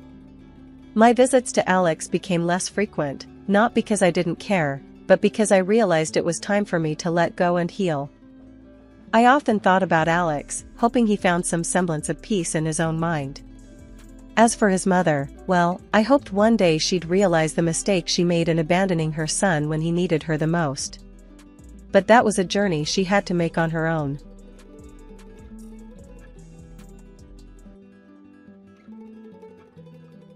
Life's been kind of a wild ride, you know? Here I am, Anna, clocking in at 42, with what you might call the whole package. Got a nice house, thanks to my folks passing it down. It's one of those cozy places that's seen more memories than I can count. And then there's Mark, my other half. Met him back when I was just figuring life out, and he was tending bar at some dive, barely scraping by. My dad saw something in him, though, pulled some strings, and bam, Mark's running the top spot in town now. Funny how things turn out, huh? Our kids, Emily and Alex, they're our little trophies. Emily's got her head screwed on tight, always one step ahead, a real spitfire. Alex, he's the quiet storm, always buried in a book or some hobby that's got his brain ticking. I remember when Mark and I decided to shack up. It wasn't all roses and sunshine, but something about us just clicked. We were a team, tackling whatever crap life threw our way. When Emily came along, we were over the moon, and then Alex rounded us out. Felt like we hit the jackpot, you know? Mom, why'd you pick Dad, of all people? Emily would ask, her tone dripping with that teenage mix of curiosity and skepticism. I'd laugh, tossing a look Mark's way. Well, he made me laugh. And your granddad thought he could use a leg up. Seemed like a good bet. Mark would chime in, and I had the charm. Don't forget the charm, Anna. Yeah, charm, I'd echo, with a wink. Life with Mark was never dull. He had a way of turning the mundane into something worth remembering. Alex, ever the observer, would add, Dad's cool. He knows everyone and everything about the bar. That bar, it was more than just a job for Mark. It was his kingdom, and he ruled it with a kind of passion that was contagious. My dad helping him land that gig was the best kind of meddling. Gave us a stability we might not have had otherwise. We'd sit around the dinner table, the four of us, and it felt like we were in our little bubble. This is it, you know? I'd say, soaking in the moment. Our slice of the good life. And that was us. A bit rough around the edges, maybe, but solid. It was in those moments, amidst the banter and the everyday chaos, that I'd feel this surge of gratitude. For my family, our home, and the life we'd built out of love, laughs, and a whole lot of hard work. It wasn't perfect, but damn, it was ours. The thing about doubt is it creeps up on you like a shadow at dusk, silent and almost invisible until it's all you can see. That's how it started with Mark. His late nights at the bar weren't anything new, but they started stacking up, night after night, more than the usual. And then, one night, he didn't come home at all. "Where's Dad?" Alex asked one morning, his eyes scanning the empty seat at the breakfast table. "Work stuff, baby." "He had to stay late," I answered, stirring my coffee more than it needed, avoiding Emily's piercing gaze. "Yeah, right." Emily snorted, her skepticism as clear as day. "That's getting old, Mom." I couldn't shake her words, nor the nagging feeling in my gut. Mark had excuses, sure, but they were getting flimsier by the day. And then came the lipstick. A bright, bold color, clashing with everything in my makeup drawer. Holding it between my fingers felt like holding a piece of evidence, a clue in a mystery I didn't want to solve. "This yours?" I asked Emily, trying to keep my voice steady. She glanced at it and rolled her eyes. "Please, Mom. I wouldn't be caught dead in that shade." The conversation with Mark about it was anything but reassuring. "Found this in your car," I said, tossing the lipstick onto the kitchen counter between us. Mark barely glanced at it before shrugging. "Probably one of the staff's. You know how it is, things get left behind." His nonchalance stung, a stark contrast to the turmoil churning inside me. "Things, or people?" I shot back, the words out before I could stop them. "Anna, come on. You know it's not like that," he replied, his tone a mix of frustration and fatigue. I wanted to believe him, to laugh it off as paranoia, but the seed of doubt had taken root. Emily, always one to call it like she sees it, didn't let it go. "You're not actually buying that, are you? It's like textbook cheating behavior." Her blunt assessment hit hard. "What do you suggest then, detective?" I asked, half in jest, half desperate for any kind of guidance. "Hire someone to follow him. Find out for real," she said, dead serious. The idea was ludicrous, something out of a TV drama, not our life. But the thought lodged itself in my mind, growing with every unanswered call, every vague explanation of Mark's whereabouts. Deciding to hire a private investigator felt like crossing a line, the first step down a path I wasn't sure I wanted to tread. But as I tossed and turned, I realized that not knowing was worse than any truth I might uncover. The uncertainty was a constant, gnawing presence, and I needed it gone. Morning brought a decision, a resolve hardened by a restless night. "I'm going to do it," I told Emily, her nod of approval, both reassuring and terrifying. Mark, oblivious to the storm brewing, kissed me goodbye that morning with a casual, "See you tonight." I watched him go, the familiar routine now tinged with suspicion and fear. What I was about to do felt like betrayal, yet wasn't that what I feared he was doing to me? The irony wasn't lost on me, but neither was the determination to find the truth, no matter how it would change us. The week after deciding to hire a PI felt like the longest of my life. Every time Mark left for work, I wondered if today would be the day I'd get the call with news I didn't want to hear. But when Peter, the private investigator and an old family friend, finally rang, his news was like a breath of fresh air I didn't know I was holding in. "No signs of cheating, Anna. Just work and the usual errands," Peter reported over the phone, his voice a mix of professionalism and relief. I almost dropped the phone, a laugh bubbling up from somewhere deep inside. "Are you sure, Peter? Like, really sure?" Cross my heart. I followed him to the bar, a car service station, and even a grocery run. "If he's seeing someone, he's got them stashed in the cereal aisle," Peter joked, trying to lighten the mood. The relief was palpable, washing over me in waves. When I shared the news with Emily, her reaction was a mix of relief and skepticism. "So, we just trust him again?" Emily asked, eyebrows raised, her tone laced with doubt. "It looks that way, honey. Maybe we were just being paranoid," I replied, trying to convince myself as much as her. Emily shrugged, not entirely convinced, but willing to let it go for the moment. "If you say so, Mom. But I'm keeping my eyes open." Life started to get back to normal after that. Mark's late nights didn't stop, but the suspicion had been lifted, replaced by a tentative trust. That is until I found the receipt. It was just lying there on the dresser, a piece of paper that felt heavier than it looked. An expensive handbag from a high-end store, the kind of purchase we'd talk about if it were for me. I waited for days for Mark to mention it, to hand me a gift-wrapped box with a sheepish smile, but it never came. Finally, curiosity and a hint of concern got the better of me. "Mark, did you buy something from Luxe Couture recently?" I asked casually over dinner, trying to keep my tone light. Mark nearly choked on his drink, coughing before replying, yeah. A gift for a client. You know, bar business. I paid with corporate money." The explanation felt off, forced. I nodded, trying to shove down the doubt creeping back in. The ease that had settled over our house after Peter's call was cracking, the receipt a reminder that trust, once questioned, isn't easily rebuilt. The next morning, I made a decision. I couldn't let it go, not without more proof. "I'm going to check our account," I whispered to myself, a plan forming. Just to be sure.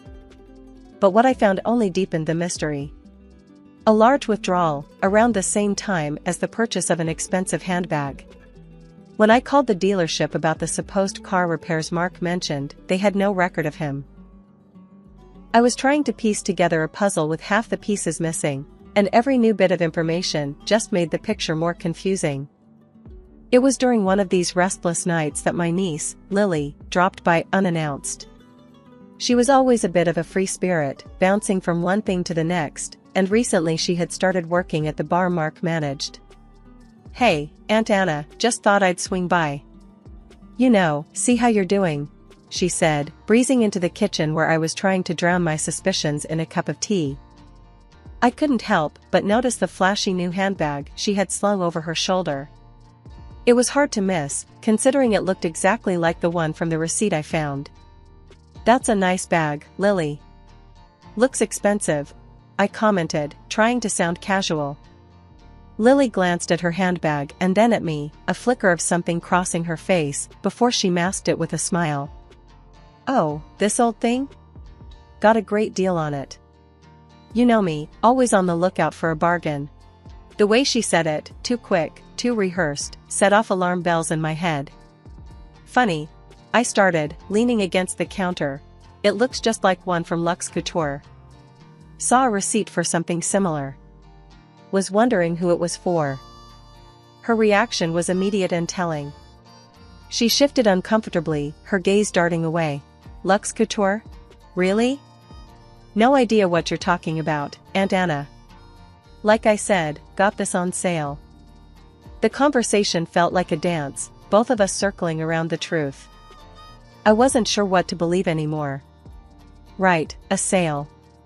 Just curious, is all," I replied, my mind racing.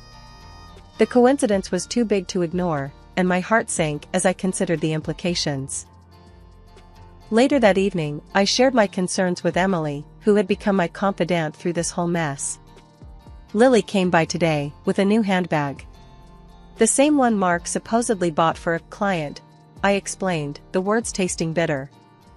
Emily's brow furrowed, her detective mind ticking over. "That's sketchy, Mom. You think Dad?" I sighed, rubbing my temples. "I don't know what to think anymore, Em. It's like every time I get a handle on things, something else comes out of left field. We need to keep digging. This doesn't add up, and you deserve the truth," Emily said, her voice firm with conviction. The next day, I found myself looking at Mark, trying to reconcile the man I married with the person who might be at the center of all these secrets. "Mark, can we talk? There's something bothering me," I said, my voice steady, despite the turmoil inside. "Sure, Anna. What's up?" he replied, oblivious to the storm brewing. I took a deep breath, ready to dive into the heart of my fears. "It's about us, Mark. About trust and honesty. I just want us to be open with each other, no secrets." Mark looked at me, a flicker of something in his eyes before he masked it with a reassuring smile. "Anna, you know you can trust me." We've been through so much together. I wanted to believe him, to go back to the way things were before the doubts and the secrets. But the path to the truth was clear, and there was no turning back now. The discovery of the handbag and the lies about the car repairs were just the beginning, and I was determined to uncover whatever was hiding in the shadows of our life. The decision didn't come easy. Planting cameras felt like something out of a spy movie, not something a schoolteacher and mother of two should be doing. Yet, there I was, channeling my inner detective, driven by a mix of desperation and determination. Emily, ever my partner in this unwelcome adventure, helped me strategize. "Mom, make sure you place them where you'll get a good view. And the car one, it has to be really hidden," Emily advised, her tone serious, a stark contrast to our usual lighthearted banter. "Yeah, I know. It feels wrong, but I can't shake this feeling." "I need to know," I replied, the weight of our plan settling heavy on my heart. The installation was easier than I thought. The staff at the bar knew me well, letting me in with sympathetic smiles, no questions asked. They probably thought I was surprising Mark. If only they knew. The car was trickier, but darkness and determination were on my side. As I tucked the tiny camera into its hiding spot, I whispered a silent apology to Mark, to us, for what our marriage had become. Then came the wait, a torturous blend of hope and fear. What if I was wrong? What if this tore our family apart for nothing? 3 days later, with Emily beside me for support, I played the recordings. The visuals were damning enough, but it was their laughter that cut the deepest. There they were, Mark and Lily, my niece, in what they thought was their private sanctuary, mocking the life we had built. "Can you believe Anna? So clueless, arranging for you to work here was the best thing she's ever done for us." Lily's voice, sharp and cruel, filled the room. Mark's laughter joined hers, a sound that once brought me joy now twisted into a knife. "Yeah, she's so busy playing the perfect wife and mother, she doesn't see what's right under her nose." The betrayal was one thing, but their disdain, their joy at my ignorance, was something else entirely.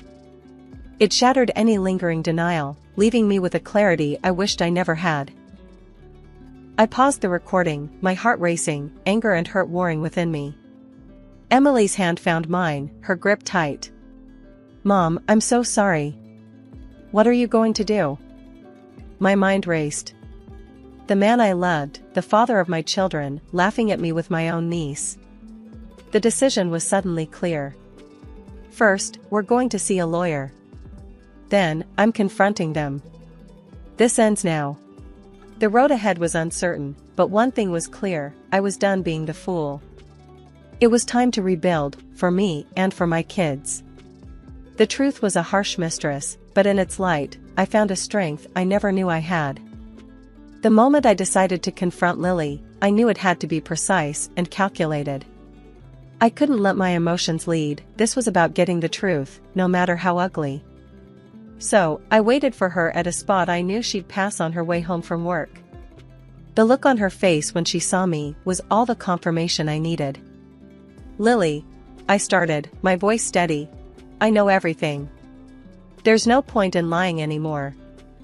Her facade crumbled instantly, tears welling up in her eyes. "Aunt Anna, please, I'm so sorry. I never meant for any of this to happen," she pleaded, her voice breaking. "Save it. I've seen the videos, Lily. You and Mark, laughing at me, thinking you got one over on me." "How long?" I demanded, my tone hard as steel. "It's been 2 years," she admitted, the words barely a whisper.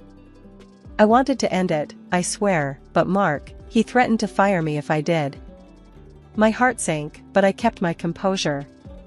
"You're telling me he manipulated you? Threatened your job?" I asked, making sure to record every word on my phone, hidden in my pocket. "Yes, he said he'd ruin me if I tried to break it off." I felt trapped, Aunt Anna. I didn't know what to do. Lily sobbed, her confession painting a picture of a twisted web of lies and manipulation. "And the private investigator? That was Mark's doing too?" I pressed on, needing to hear all of it. Lily nodded, wiping her tears. Yes, he paid him off to lie to you, to make you think nothing was going on. I'm so sorry, Aunt Anna. The recording was enough, more than enough. I turned off my phone and looked at Lily, seeing her not just as the woman who betrayed me, but as someone who'd been caught in Mark's manipulative grasp as well. Without another word, I turned and left her there, her sobs fading into the background. The walk home was a blur, my mind racing with the weight of Lily's confession and the evidence now in my possession. When I got home, I didn't hesitate. I confronted Mark with the evidence, his lies unraveling before his eyes. It's over, Mark. I want you out. Now, I said, the finality in my voice breaking no argument. He tried to explain, to apologize, but it was too late. I was done listening, done believing in the man I thought I knew. Emily and Alex stood by me, their support unwavering. We're with you, Mom. All the way, Emily said, her arm around my shoulder. Mark left that night, taking his lies and betrayal with him. As I watched him go, I felt a mix of relief and sorrow. Relief that I was finally free from the deception, and sorrow for the love and trust one had lost. But looking at my children, I knew we'd be okay. We were stronger together, and no amount of betrayal could break the bond we shared. The road ahead would be tough, but with Emily and Alex by my side, I was ready to face it head-on. The moment I decided to get legal with Mark and Lily, I knew I needed someone tough, someone who wouldn't let them off easy. I found just the lawyer, a guy known for not pulling punches in divorce court. The day I walked into his office, I laid it all out, bare bones and raw. I want them to pay every last cent they owe for what they've done, I told him, my voice firm, betraying none of the turmoil that had been my constant companion these past weeks. The lawyer, a grizzled veteran of family law wars, nodded, his eyes sharp. We'll go after them hard. Your husband for support and your niece for damages. They won't know what hit em. Good. They think they can mess with my life and walk away? Not happening, I replied, the anger giving my voice an edge.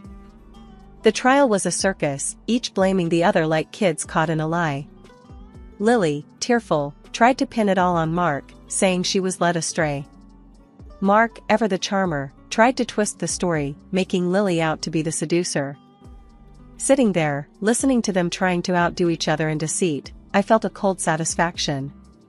They were unraveling, and the judge saw right through it. In the end, the judge laid down the verdict like a hammer. Both defendants will pay significant monetary compensation for their actions. Additionally, Mr. Mark will provide child support as mandated, he declared, his voice leaving no room for doubt.